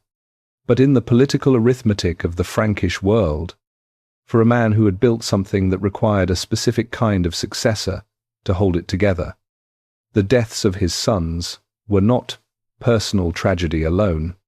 They were structural catastrophe arriving in the form of personal grief, which is the hardest kind to process because the two dimensions refuse to separate. Charles had children across his entire adult life. Einhard counts 4 legitimate wives, several long-term companions, and a total of children that historians have argued over, but that certainly ran into the double digits. The children he had by his wife Hildegard were the ones that mattered most politically. Hildegard was the woman Einhard treats with the greatest warmth in his biography, the woman who appears in the record as genuinely present rather than simply politically useful. She gave Charles 5 sons and 3 daughters and died in 783 at approximately 25 years old. 9 pregnancies in roughly 9 years of marriage. Charles grieved her. The record is thin on the specifics, but it is clear enough that the grief was real, that Hildegard was not interchangeable with the wives who came before and after, that her death left something in him that the subsequent marriages did not fill. He did not stop. He never stopped. But it is not the marriages that reveal the most about Charles as a father. It is what he did with his daughters. He did not marry them off. In the political world of the 8th century, the daughters of a king were among his most valuable diplomatic assets. You married them to the sons of allied rulers, to counts whose loyalty you wanted to secure, to foreign princes whose territories you wanted to bring into a formal relationship with your own. The daughters of powerful men were instruments of alliance, and the failure to use them as such was, by the standards of the era, almost inexplicable. Charles kept his daughters at court, all of them, for their entire lives, or at least for as long as he was alive. Einhard mentions this with the delicacy of a biographer navigating a topic that was, even in the 9th century, somewhat awkward. He suggests that Charles could not bear to be parted from them, that the attachment was genuine and deep and not entirely rational. The political explanation is more complicated. A daughter who married became a connection between her father and her husband. In the straightforward case, where the husband was reliably loyal, this was useful. But in the Frankish world, where loyalty was always conditional, a son-in-law who was ambitious and had a claim on imperial attention through his wife was a problem in waiting. Charles may have looked at his daughters and seen not just the children he loved, but the complications he could not control, and decided that the love was sufficient reason to avoid the complications. Whatever the reason, they stayed. He was the man who wrote the rules and could not always follow them when the rules applied to the people he loved. The sons were a different problem entirely. Of the sons by Hildegard, 3 survived to adulthood. Charles, the eldest, had been positioned as the primary heir. Pepin had been made King of Italy in 781 and was administering the Italian territories with reasonable competence. Louis, the youngest, had been made King of Aquitaine at the same time, governing the southwestern territories. The plan, insofar as Charles had a plan, was to keep the empire together under his own authority while preparing each son for a specific regional role, and then to pass the unified empire to one of them at his death. The problem with the plan was that it required the sons to survive. Young Charles died in 811 from a fever. He had been 39 years old, the one most directly prepared for succession, the one who had observed his father's methods most closely and most thoroughly, absorbed his father's understanding of what the empire required. His death reorganized everything else in ways that had not been anticipated and could not be fully compensated for. Pepin of Italy died 2 years later from illness. 2 sons in 2 years. Charles had outlived the children he had spent decades preparing to carry forward what he built. This is the kind of loss that sits differently than the loss of warriors in battle or scholars to old age. Those losses are comprehensible within a framework. The loss of children you have prepared to carry forward what you built has a specific quality of futility that the framework cannot contain. There had been an earlier loss, the one the official record treats with particular brevity. Pepin the Hunchback was Charles's eldest son by his first wife, Himiltrude, and he had a claim on the succession that Charles had set aside when he married Hildegard and began producing legitimate heirs. The setting aside was not gentle. Pepin, the Hunchback, was passed over, marginalized, denied the position his birth order might have entitled him to, and he understood exactly what had happened and why. In 792 he was discovered to be involved in a conspiracy against his father. The conspiracy was real. The participants were real. The threat to Charles's authority was real enough to require a response. Charles's response was to send his son to a monastery. This was the mercy of the era. The alternative was execution. The monastery meant confinement, removal from political life, the end of any claim on succession or authority.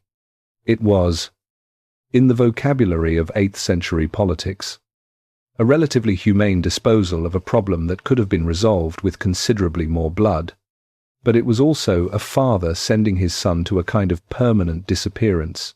Pepin the Hunchback spent the rest of his life at Prum. He died there. When exactly? The sources do not agree on. He simply stopped being mentioned, which is the specific way that people who have been removed from history are removed. Not with a recorded death, but with a silence that accumulates until absence becomes permanent. Charles moved on. He was good at moving on. By 813, with 2 more sons dead and only Louis remaining, Charles faced the problem he had been managing for decades with a clarity that comes when management runs out of road. There was 1 son left, and Louis was not the son Charles would have designed for this purpose if designing sons had been an option. He was pious in the way of a man for whom faith was a primary organizing principle rather than a political tool. He was conscientious. He was not, by the record of his subsequent reign, a man of his father's particular combination of military ruthlessness and administrative energy and physical dominance. He was a different kind of person, better suited, in some ways, to a world that had already been built than to the work of building it. Charles knew this. He arranged the succession in August of 813 with the efficiency of a man who has stopped hoping for the optimal solution and is taking the best available one. He summoned Louis to Aachen. He held a great assembly of the leading men of the empire, bishops, counts, abbots, the senior figures of the Frankish world gathered in the throne room of the palace that Charles had built to be the center of the world he was making. He asked the assembly whether they agreed that Louis should succeed him. The assembly agreed. Then Charles did something he had been thinking about for 13 years. Since the morning he had walked out of St. Peter's Basilica with a crown on his head that a pope had placed there. He picked up the imperial crown. He did not send for a papal legate. He did not arrange a ceremony in Rome. He did not ask anyone's permission or blessing or theological validation. He placed the crown on Louis's head himself. In Aachen, without a pope present, the message was as direct as anything Charles ever said or did. The imperial authority does not come from Rome. It does not pass through the pope's hands. It passes from emperor to emperor, from father to son, by the will of God, and the consent of the Frankish people, and the Church is witness to that passing, but not its source. He had learned that lesson on Christmas morning in 800, in a church in Rome, kneeling in prayer while a man stepped up behind him with a crown. He had spent 13 years making sure it was the last time anyone placed a crown on a Carolingian emperor's head without a Carolingian putting it there himself. Louis stood in the throne room with the crown on his head and looked at his father. What passed between them in that moment is not recorded by any source that survived. Einhard was there, or nearby. He wrote the ceremony. He did not write what the 2 men said to each other, or whether they said anything at all, or what was in Charles's face when he stepped back and looked at his only surviving son, wearing the thing he had spent his life building toward. But we can read the moment in its structure. Charles had built an empire. He had built it with the specific combination of military ruthlessness and administrative energy and relentless personal presence that was his and no one else's. He had poured everything he was into making the thing real, into closing the gap between the Rome he imagined and the territory he actually governed. And he was looking at the person who was going to carry it forward. A good man, a pious man, a man who would try, not the same man, never the same man. That is the specific tragedy of everything that is built by one person's irreplaceable combination of qualities. You cannot transfer the qualities. You can only transfer the structure and hope that the structure is strong enough to survive the person who built it. Charles had done everything he could to make the structure strong enough. He had not been able to make it strong enough. He must have known this. Standing in that throne room, watching Louis receive the acclamation of the assembled Franks, he said nothing about it in any document that survives. He went back to governing. There were still months of governing to do, and the empire did not manage itself, and he was still the person responsible for managing it, and stopping before it was absolutely necessary was not something he had ever done. He kept working. The only alternative was to stop, and the tablets were still under the pillow, and the letters were still under the practice, and the empire was still out there, needing what it always needed, which was him, which was the problem, which was the thing he could not solve. He kept working anyway, until the fever came and the working stopped. Chapter 9. The Edges of the World. There is a moment that the official record of Charlemagne's reign almost loses in the footnotes. Late in his life, standing on the coast of what is now southern France, Charles looked out at the water and saw ships on the horizon. The account says they were Viking ships, moving along the coast with the purposeful efficiency of people who have identified where the wealth is and are making calculations about how to reach it. The account says he wept. The people around him, his courtiers and his guards and the officials who travelled with him wherever he went, asked why he was crying. They had watched this man for decades. They had watched him cross the Alps in winter and stand at Verdun and walk into St. Peter's Basilica and place a crown on his son's head with his own hands. They had watched him grieve and move on and grieve again and keep moving. They were not accustomed to seeing him weep at ships on a horizon. He told them he was not crying for himself. He was crying for what was going to happen after he was gone. This moment, if it happened as described, is the most human thing recorded about Charlemagne in his entire reign. Not the campaigns, not the coronation, not the tablets under the pillow. This, a man standing on a coast, looking at the future, arriving in the shape of ships he could not stop, and grieving not for what he had lost, but for what the people who came after him were going to lose. He understood exactly what those ships meant. He had spent his life being the force that moved into territory and changed it. He had crossed borders and taken what he found there and reshaped it according to the vision he carried. He had been, in the most literal possible sense, the thing that other people saw coming and could not stop. And now he was standing on a shore, looking at something that was going to do to everything he had built, exactly what he had done to everything he had found. The Viking age that was beginning at the edges of his empire in his final years would, within 2 generations of his death, remake the map of the Western world in ways that his empire could not survive intact. His grandsons would fight each other over the pieces of what he had built, while Viking longships moved up the rivers of France and burned the monasteries that his scholars had filled with manuscripts, and the schools that his capitularies had built, and the churches that his campaigns had planted, across the territory of the Saxons and the Frisians and the peoples of the north. He could not stop it. He built a navy. One of the lesser-known administrative decisions of his final years was the construction of Frankish warships for the defense of the northern and western coasts. The first systematic attempt to build a naval force in the Frankish tradition. It was not adequate. The ships he built were heavier and less maneuverable than the Viking longships that would eventually test them, and the Vikings who came in force after his death would find the coastal defences insufficient in ways that the next generation of Frankish rulers would struggle to address.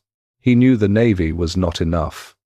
He built it anyway because building something inadequate is better than building nothing. Because the inadequate thing at least demonstrates that the problem has been seen and that seeing it was not the same as accepting it. This is Charlemagne in his final years more completely than any other single gesture. He saw the ships on the horizon. He knew what they meant. He built a navy that would not be enough. He kept governing. The world beyond his borders was not simply a military problem. It was a reminder, arriving from every direction simultaneously, that the empire he had built occupied a specific and not particularly central position in a world that was much larger than the maps on his walls suggested. To the east, the Abbasid Caliphate in Baghdad was the intellectual and cultural capital of the world in ways that Aachen could not yet match. The scholars gathered around the Caliph Harun al-Rashid were translating ancient Greek texts into Arabic, preserving and extending the scientific and philosophical knowledge of the ancient world with a systematic thoroughness that the Carolingian Renaissance was still learning to aspire to. Harun sent Charles a gift, an elephant. Its name was Abul Abbas, and it was transported overland and by sea from the east to Frankish territory, arriving at the port of Genoa in 802 and walked north to Aachen over the following months. The journey alone was an achievement. The arrival was something that most Franks had never imagined seeing in their lifetimes. Charles received it with the delight of a man who understood the gesture on every level simultaneously. It was a wonder, a living creature that made concrete the vast reach of Abbasid power. It was, in the political language, that gift exchange conducted between rulers, an acknowledgement of equivalence. The Caliph of Baghdad considered the king of the Franks a peer worth impressing. But there was something else in the elephant that the official diplomatic reading does not capture. Abul Abbas was, in the most literal possible sense, a creature from a different world, a world that operated by different rules, organized itself around different principles, understood history and God and civilization in ways that had no simple translation into the Frankish Christian framework that Charles had spent his life building and defending.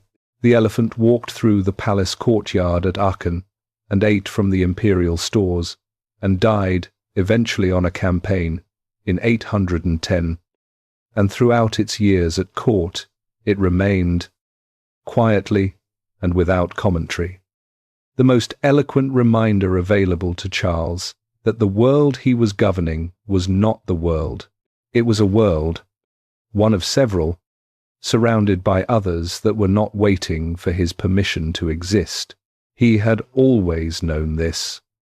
At some level, the campaigns had taught him. Spain had taught him. The Byzantines had taught him. The Avars, the steppe people of the East, whose empire he had dismantled in 791 and 796 with a completeness that had surprised even him, had taught him that large and apparently stable powers could collapse with a speed that no one watching from the outside could have predicted. The Avars had been dominant in the East for more than 2 centuries before Charles turned his army toward them. They had been extracting tribute from their neighbors with the systematic efficiency of people who had built a stable economic system around organized predation. Their fortress, which the Frankish sources called the Ring, was a massive earthwork structure in the Pannonian plain that contained, according to those sources, wealth accumulated across generations of tribute and raid. Charles took it. The campaign of 791 was one of the most decisive military operations of his reign. The Avar state, which had seemed from the outside like a formidable and permanent power, collapsed under Frankish military pressure with a speed that no one had anticipated. The ring was breached. The Avar leadership disintegrated. The treasure, which was enormous, came to Aachen, he distributed it to the church, to his nobles, to the monasteries and the scholars and the allies whose cooperation the empire required. The distribution was systematic, the deployment of sudden wealth in service of the relationships and institutions that made the empire function. The Avars as a political entity did not survive. Charles had watched an empire that had stood for 2 centuries disappear in a few years of military pressure. He had been the force that ended it. And somewhere in that experience, available to him, if he chose to look at it directly, was the knowledge that what could happen to the Avars could happen to anyone, including him, including what he had built. He stood on the coast and looked at the Viking ships and wept for the people who would not be able to stop what was coming, the way he had not been able to stop himself when he was the thing coming. Then he went back to governing. There were capitularies to issue, and missi to dispatch, and correspondence to manage, and the daily work of holding together a territory the size of Western Europe with the administrative tools of the 9th century and one man's irreplaceable personal authority. He went back to work. But the ships were still out there, moving along the coast, making their calculations, waiting for the moment when the man who had built all of this was no longer there to defend it. He knew he could not stop them. He built the navy anyway. He knew the navy would not be enough. He kept governing anyway. This is the final lesson of the edges of his world. The lesson that the Viking ships on the horizon delivered more clearly than any campaign or capitulary or theological argument. The most consequential thing he had built was not the empire. It was the idea that the fractured West was one thing, and that one thing was worth building and defending. The empire would not survive the ships. The idea would. He did not know this yet. Standing on the coast, he only knew that the ships were there, and that he was not going to stop working because of them. That was who he was, to the last possible day. In the face of everything the world could show him, about the limits of what one man's will could hold together, he saw the ships. He wept. He turned around. He went back to work. Chapter 10. The God he served and the power he needed. There is a question that runs through the entire life of Charlemagne that no document answers directly. Not the question of whether he was a great ruler. That question has been answered, argued over, and answered again across 1,200 years of historical writing. And the answer, whatever qualifications accompany it, is yes. Not the question of whether his methods were justified. That question does not have a clean answer and never will, because the people best positioned to answer it, the Saxons who were on the receiving end of those methods, left behind very little of their own record, and the record they left was filtered through the people who had defeated them. The question that runs through everything, and that no document answers, is this: what did Charlemagne think about? In the dark, when the prayers were said, and the candles were low, and there was no kingdom to manage, and no scholar to argue with, and no campaign to plan, what did he think about the river? We know he prayed every morning. We know he prayed every evening. We know he followed the canonical hours with a consistency that Einhard describes as genuine rather than performed. That the faith was not a costume he put on for political occasions, but the framework through which he understood his own existence and its meaning. He believed that God had placed him where he was for a purpose, not in the casual sense that powerful people invoke God to bless their preferences, in the operational sense of a man who had organized his entire understanding of his own life around the idea that he had been given what he had been given and asked to do what he was doing by a God who was watching and would ultimately judge. This belief made him capable of extraordinary things. It also made certain questions extremely hard to live with, because if God had appointed him to this work, and the work required Verdun, then Verdun was part of the appointment. And if Verdun was part of the appointment, then the God he prayed to every morning was a God who had been present at the river and had not stopped what happened there. He prayed to that God every day. He never recorded what he said. Alcuin was the person who came closest to asking the question directly, not in a single letter, but across the entire body of their correspondence, in the patient and persistent way that someone makes an argument they know will only be partially heard, but cannot stop making. Alcuin believed, with the theological seriousness of a man who had spent his entire life inside these questions, that the soul was not something that could be reached by force, that the sacraments were not mechanisms that worked independently of the interior state of the person receiving them, that a baptism performed under compulsion was water poured on a body that had not consented to what the water was supposed to mean. He said this in many ways, across many years. Charles heard it. He heard it the way that people hear arguments that are correct and inconvenient simultaneously, which is to say, he acknowledged the correctness and continued the behavior, because the behavior was not produced by the incorrectness of the argument.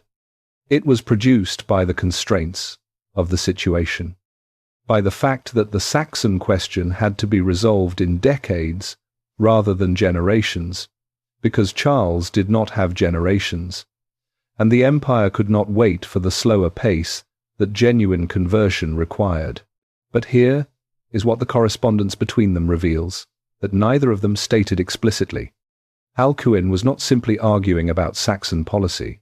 He was giving Charles permission to feel the weight of what he was carrying, not permission to stop. Alcuin was not naive about what stopping would mean. He was not asking Charles to dismantle the campaign or reverse the capitularies or publicly repent of what had happened at Verdun.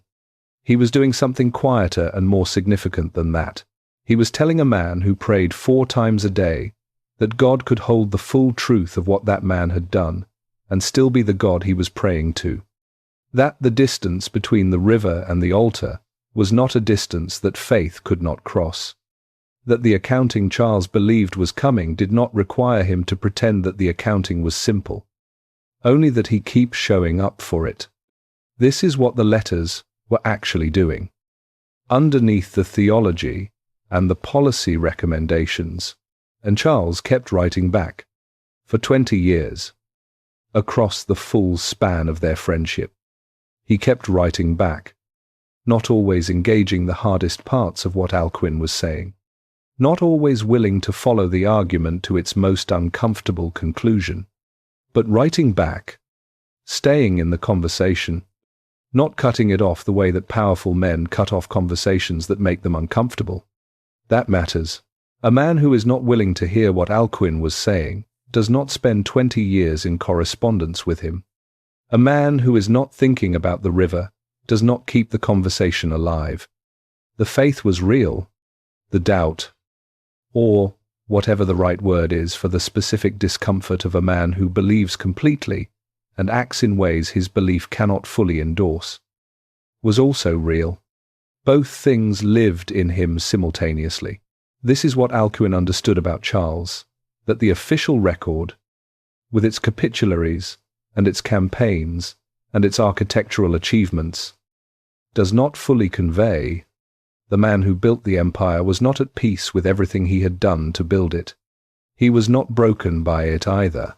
He was carrying it, the way that certain people carry certain things, not because they have made peace with the weight, but because they have decided that carrying is what they are built for, and that stopping would be a different kind of failure than the one they are already managing. Alcuin died in 804. He died having said what he believed, having been partially heard, having built at Tours the institution that would outlast him and carry forward the educational vision he and Charles had built together. He died without knowing whether the seeds he had planted in 20 years of letters had taken root in the way he hoped they might. We do not have Charles's response to the news of Alcuin's death. We have only the evidence of what came after. After Alcuin, there was no one who pushed back that way. The court continued. The scholars continued. The evenings in the Palatine Academy continued, or their equivalent. The discussions and the arguments and the reading aloud, but the specific friction that Alcuin had provided, the quality of being told by someone you genuinely respected that you were doing something important wrong, that was gone. And Charles, in the years that followed, governed with the specific narrowing that comes to powerful men when the last person willing to tell them the difficult truth is no longer in the room. Not a sudden change, not a collapse into arrogance or cruelty, a narrowing, the gradual reduction of the space in which his conclusions were tested against something that might have modified them. He was still the same man, but he was increasingly the same man talking to people who agreed with him, and the questions that Alcuin had kept alive in their correspondence, the questions about faith and compulsion, and the proper relationship between the power he wielded and the God he served. Those questions did not stop being real simply because the person who had been asking them was gone. They became, instead, the kind of questions that a man carries alone, in the evenings, in the chapel he had built, in the hours before dawn when the canonical prayers were said, in the dark, under the pillow, with the tablets and the practice letters and the reaching for a fluency that never quite arrived. He had built a Christian empire. He had built it with methods that his own faith could not fully endorse. He had prayed about it every day. He had kept building, whether the God he prayed to recognized in that life the man he was trying to be, or the man he had actually been, or whether those two things were closer together than the record suggests. We cannot know. What we know is that he kept showing up for the accounting. Every morning, every evening, or times in between, he showed up for the accounting with the specific courage of someone who is not certain the ledger balances and who keeps presenting it anyway, because the alternative is to stop believing that the ledger matters. And that is the one thing he was not willing to do. The ledger mattered. It mattered to him more than anything except possibly the empire itself. And the empire and the ledger were, in his understanding, the same thing looked at from different angles. He was building the empire for God. He was answering to God for how he built it. Both statements were true. The distance between them was where he lived, fully, uncomfortably, until the end. Chapter 11. The Long Goodbye. Aachen, 809. Charles was 61 years old, and the palace felt different than it had 10 years before. Not physically. The buildings were the same. The chapel still rose toward the northern sky, with its Roman columns and its mosaic dome. Still the closest thing to Rome that the north of France could produce, and still not quite Rome. Still the building of a man who had been reaching for something he could not entirely grasp. The throne room still held the chair from which he had conducted the business of the empire for 2 decades. The baths still steamed in the cold mornings, fed by the natural hot springs that had drawn him to this site in the first place. One of the few genuine luxuries he had allowed himself without apology. But the people were different. Alcuin was gone. 5 years now. And the absence had a specific texture that time had not smoothed. Not the texture of grief, exactly. Because Charles had grieved and moved on in the way he moved on from everything. The texture of a conversation that had been interrupted and could not be resumed. Alcuin had been the person who asked the questions that the court would not ask. who held the space open for the parts of the accounting that were uncomfortable to conduct, who kept the correspondence alive across 20 years because both of them understood that the correspondence was doing something that neither of them could do alone. That was gone. What remained were the scholars Alcuin had trained, the men who had learned from him and who continued the work at Tours and at the other institutions he had built. Charles corresponded with them. He funded them. He received their letters and read them with the attention he brought to everything. But they were not Alcuin. They had learned what Alcuin had taught them. They had not learned what Alcuin had been. His sons were dying. Young Charles, the eldest surviving son by Hildegard, the one who had been positioned as the primary heir, the one who had spent his adult life being prepared for the specific weight of what his father was building, died in 811 from a fever. He was 39 years old. The preparation had been real. The death made it irrelevant.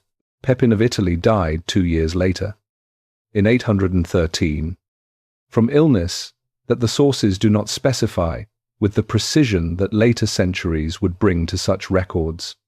2 sons, 2 years, both of them younger than Charles had been when he became sole king of the Franks. Einhard records these deaths with the brevity that his biography consistently applies to personal loss, the brevity of a man who understood that certain weights cannot be adequately described, and that attempting to describe them produces something smaller than the thing itself.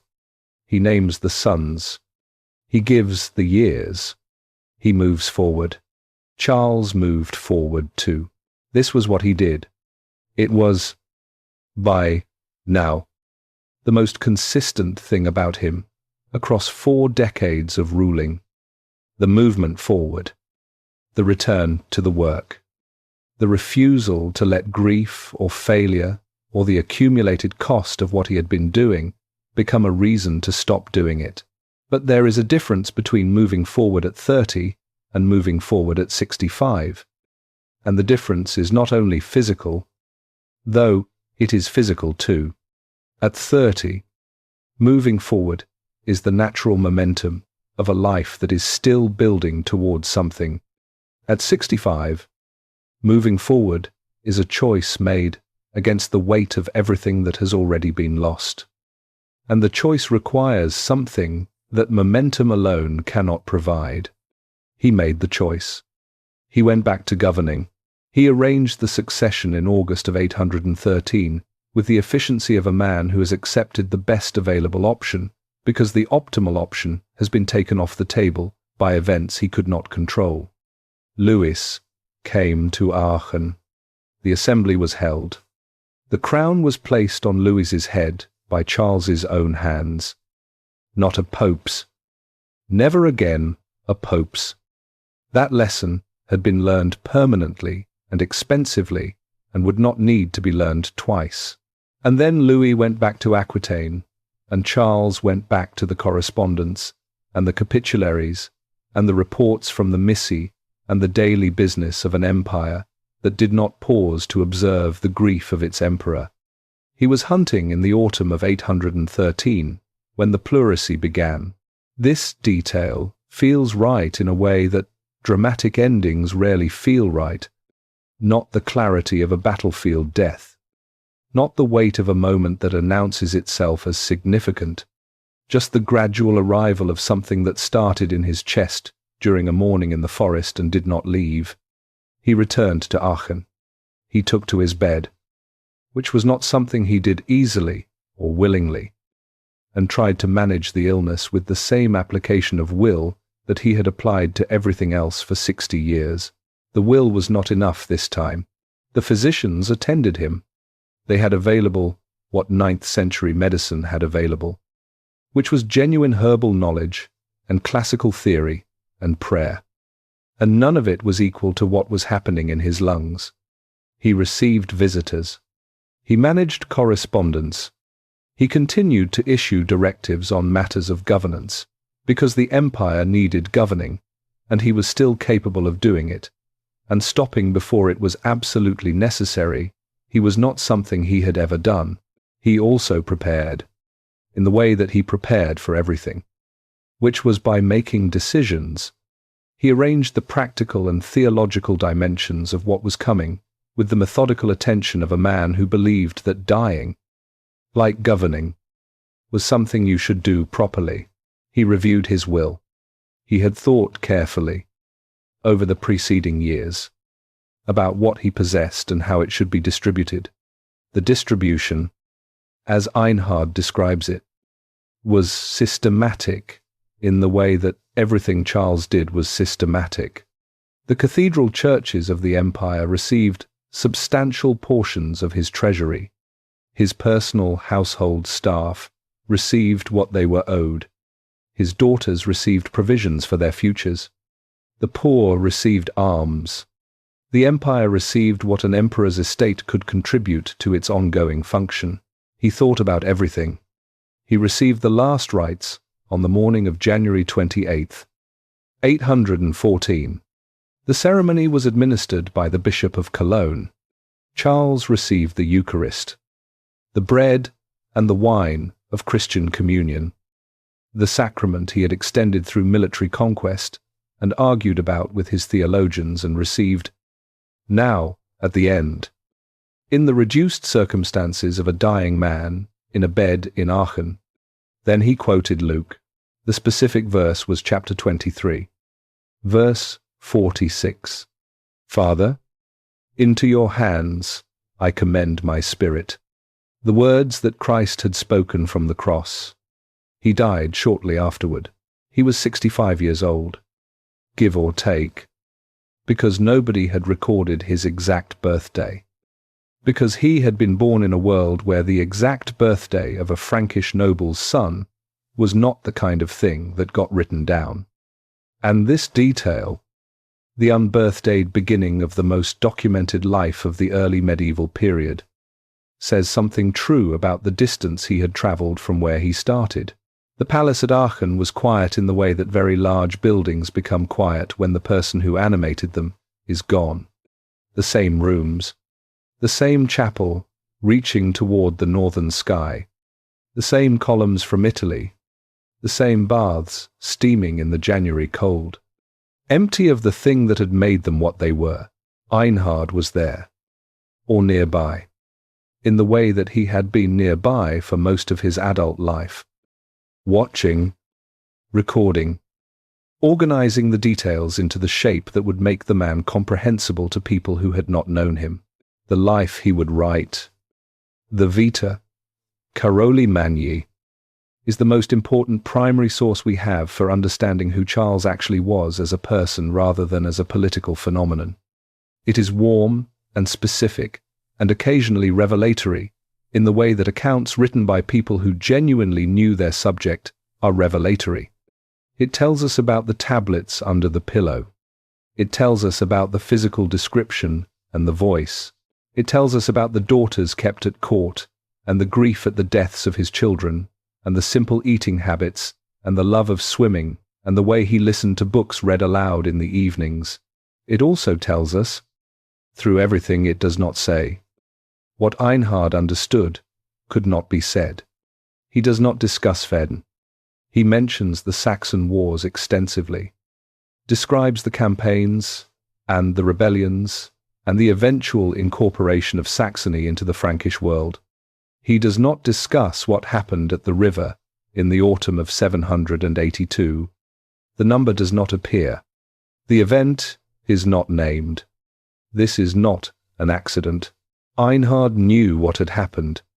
The royal Frankish annals had recorded it. The event was known. Einhard chose not to include it in the life he was writing. And the choice tells you something about how the man who made it understood what he was doing. He was preserving a person, not a complete historical record. He was building the frame that Charles's memory would live inside. And certain things did not fit inside the frame that love could build. Not because Einhard was dishonest, because love, even the unsentimental love of a careful biographer, has limits. It can hold the full dimensions of a person only if the person was simple enough that the full dimensions are containable. Charles was not simple enough for that. He overflowed every frame that anyone built around him. He overflows them still. In the treasury of the Aachen Cathedral there is a reliquary said to contain his bones. Whether it does or not is a question that institutional continuity and modern forensics have approached from different directions without fully resolving. What is not in question is that something of him remained in Aachen. In the city, he had chosen for the hot springs and the hunting and the specific quality of the forests in autumn, and that the city has been carrying that presence for 1200 years. The tablets were still under the pillow when he died. The letters on them were not elegant. They were the work of a hand that came to writing late and never made it all the way to fluency, that kept reaching in the dark for something it could not quite grasp. The reaching was the whole thing. The reaching was him. Chapter 12. What he left behind 30 years after Charles died. His empire did not exist, not in any form he would have recognized as the thing he had built. The Treaty of Verdun in 843 divided the Carolingian territories among his 3 grandsons in the specific way that Frankish inheritance law had always divided things, which was to say, equally and without regard for whether the thing being divided could survive the dividing. It could not. The western portion became, over centuries of further fragmentation and reconsolidation, something that would eventually be called France. The eastern portion became, through a different set of centuries and a different set of processes, something that would eventually be called Germany. The middle portion, which ran from the Low Countries through Burgundy and down into Italy, became the most argued over piece of real estate in European history. The territory that France and Germany would spend the next 1,000 years fighting over in various configurations, and that would eventually become the geography of 2 world wars. The political structure Charles had spent 50 years building survived him by 30 years in recognizable form. But here is what did not fracture at Verdun. The script survived.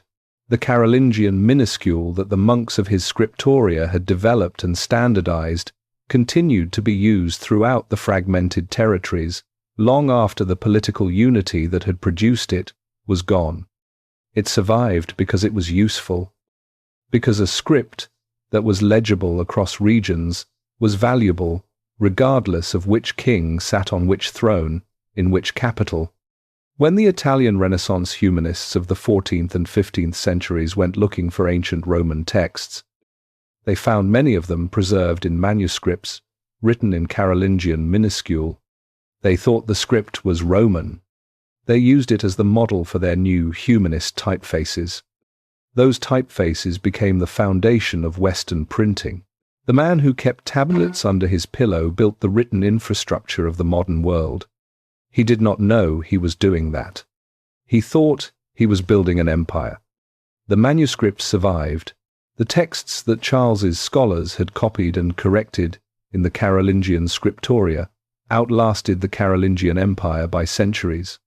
Works of classical Latin literature, works of patristic theology, works of Roman law, works of natural science and mathematics that existed in the 9th century only in copies made in Carolingian monasteries survived because those monasteries survived the political collapse that came after Charles died.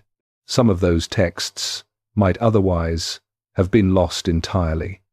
The tradition of copying them, the institutional commitment to preservation that Charles had embedded in the monastic culture of his empire, kept them alive through the Viking raids and the political fragmentation and the various catastrophes of the centuries that followed.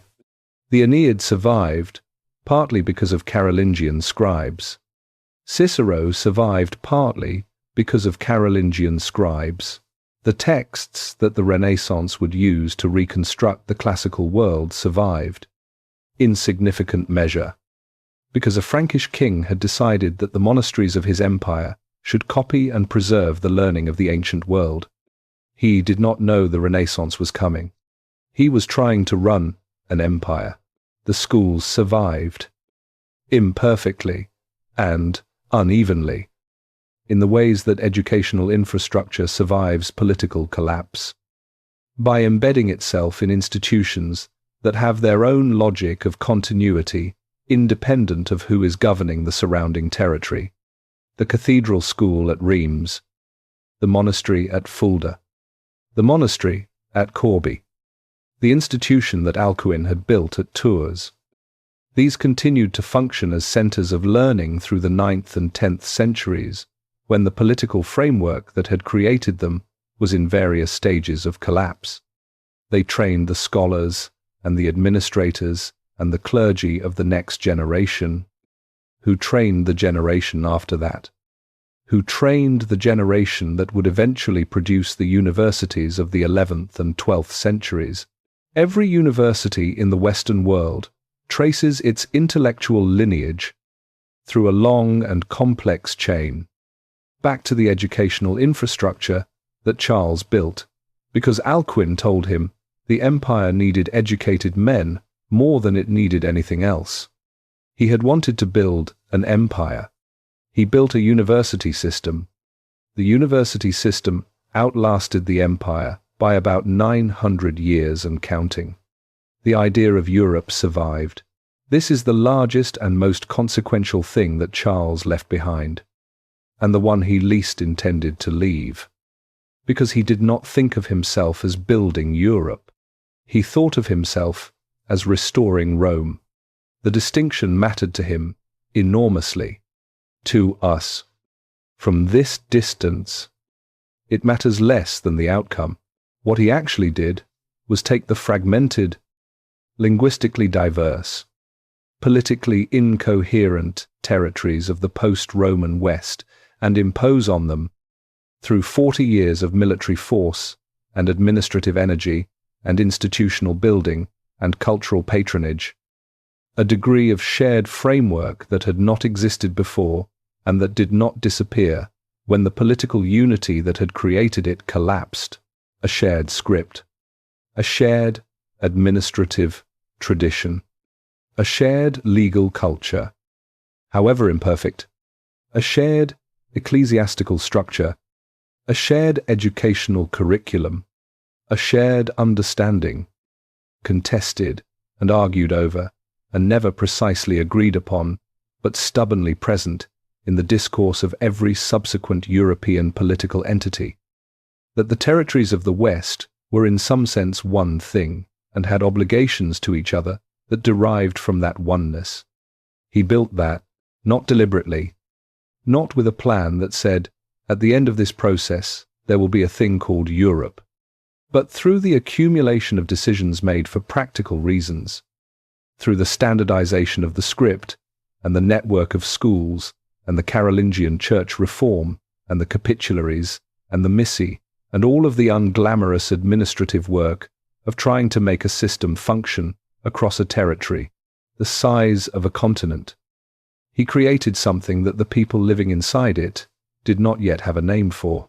Europe, the idea that the West was a civilization and not just a collection of kingdoms, the idea that there was a tradition running through these territories that connected them to each other and to the classical past in ways that obligated them to something beyond their individual political interests. He created that idea by acting as if it were already true. The idea was more durable than the empire. The empire lasted until Verdun. The idea lasted until today. In the city of Aachen, every year, they give a prize.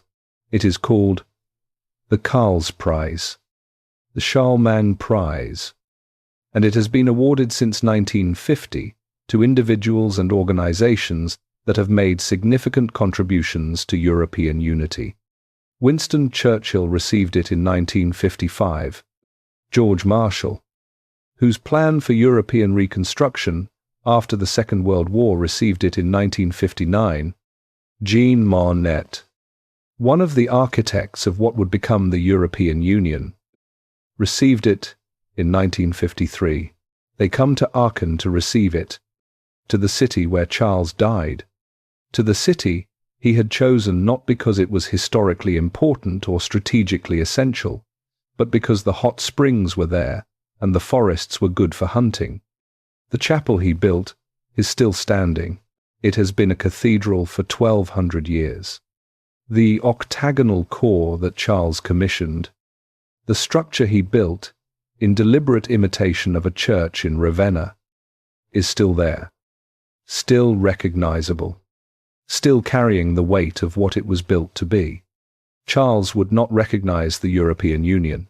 He would not recognize democratic governance or human rights frameworks or the peaceful assembly of nations that the prize ceremony invokes.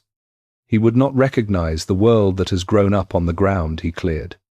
He would recognize the argument that the fragmented, contentious, linguistically diverse territories of the West are bound to each other by something that transcends their immediate political interests. The argument that there is a tradition worth preserving and extending. The argument that the work of building a civilization worthy of the name is never finished and must be taken up by each generation and handed forward to the next. He made that argument with a sword and a cross and a capitulary and a school and a script and 40 years of relentless governing. The argument is still being made. In Aachen, in Brussels, in every institution and every treaty and every contested and imperfect negotiation through which the countries of Europe try to figure out what they owe each other and what it means to be together, more than the sum of what they are separately. He did not build that. He built the ground on which that was eventually built. The ground is still there. 1,200 years of weather and war and political catastrophe have not removed it. He built it with everything he had. He paid for it with everything it cost. What he built is still here. Go back to Aachen, January 814. The snow is still falling. It has been falling for days. The specific heavy snow of a northern European winter that does not announce itself dramatically but simply arrives and stays, covering the palace courtyard and the chapel roof and the roads leading into the city with the quiet persistence of something that has no agenda and does not hurry. Inside the palace, the emperor of the Romans is dead. The priests have said what priests say. The courtiers have begun, carefully and without appearing to begin, the process of calculating what comes next. Louis has been notified. The machinery of succession, which Charles had spent his last years arranging, with the methodical attention he brought to everything, is already in motion. In the room where he died, beside the bed, there are tablets, writing tablets, the kind used for practice, for the formation of letters by a hand that came to them late and never fully mastered them. They were kept under a pillow for most of his reign, brought out in the quiet hours before sleep and after waking, used to practice the thing that his education had not given him and that his determination could not entirely supply. They are covered in letters. The letters are not elegant.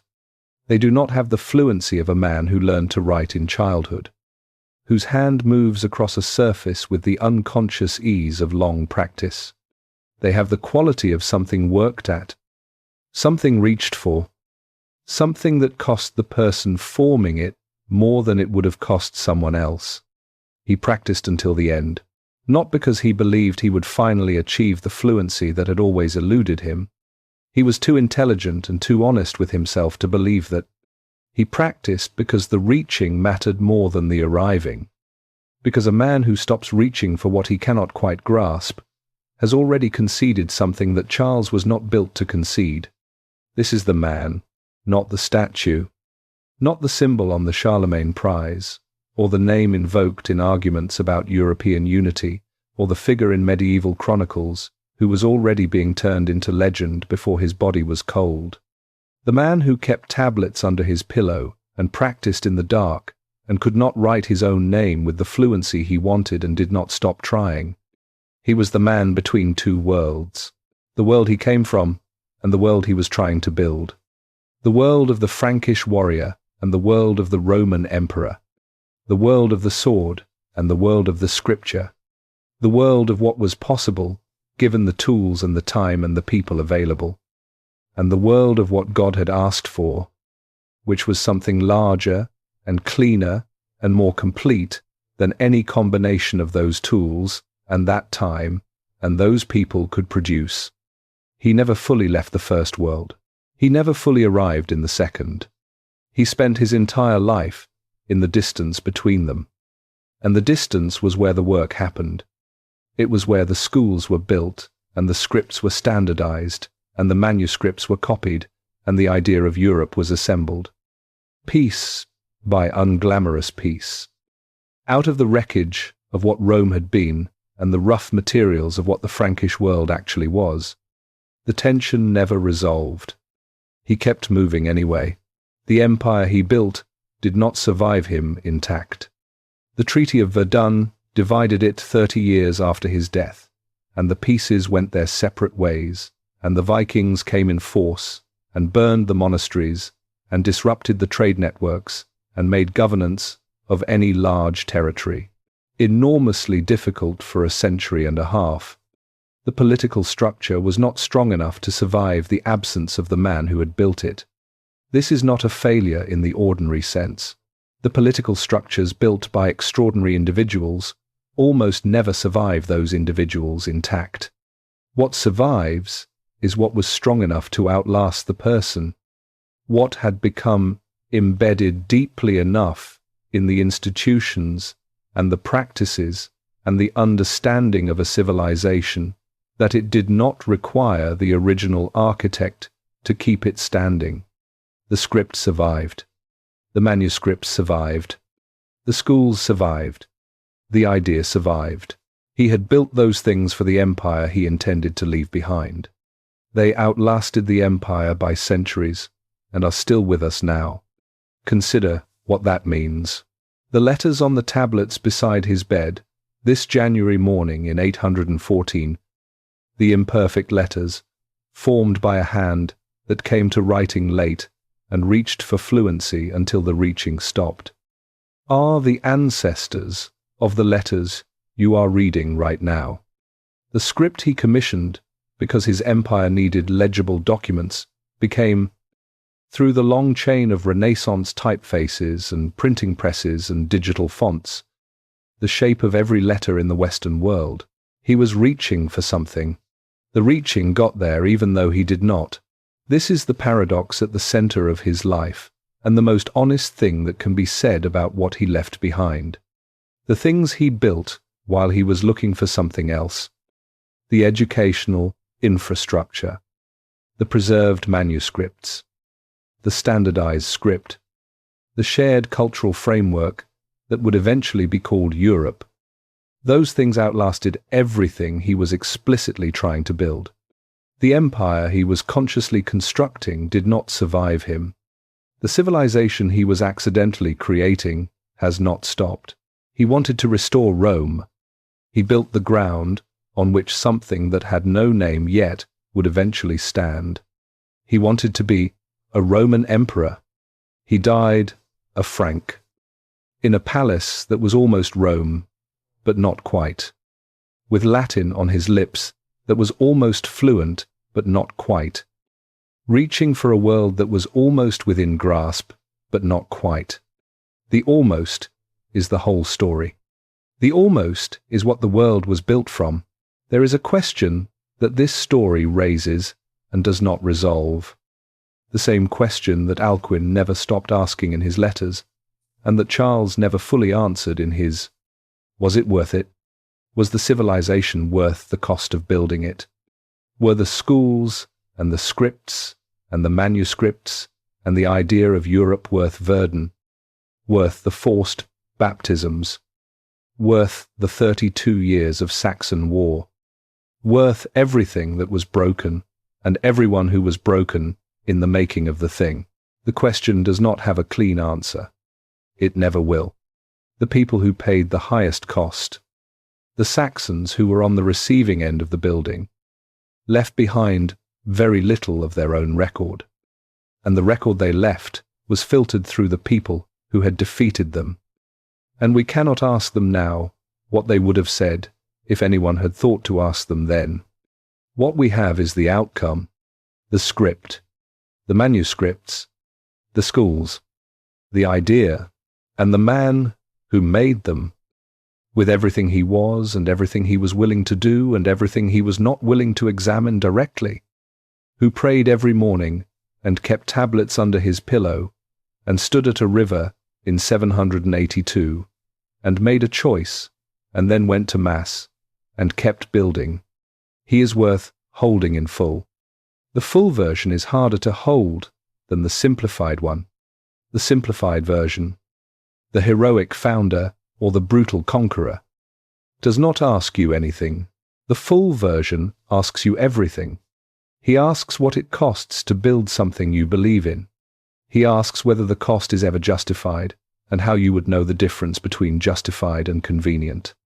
He asks what you do with the gap between what your deepest convictions require and what the situation actually allows. He asks whether you can build civilization without destroying something. And if not, who decides what gets destroyed and whether that decision can ever be made cleanly? He does not answer these questions. He lived inside them for 65 years. He practiced his letters in the dark. He went to Mass every morning. He kept the empire moving. He prayed to a God he believed was watching and built the ground on which 1,200 years of Western history would stand, and died with a verse from Luke on his lips. The snow is still falling on Aachen. It has been falling for 1,200 years. The chapel is still there. The tablets are gone, but the letters on them, imperfect and reaching and refusing to stop, are the shape of every word you have read in this story. He was reaching for something. He never quite got there. The reaching is still going. That was the whole point. That was always the whole point.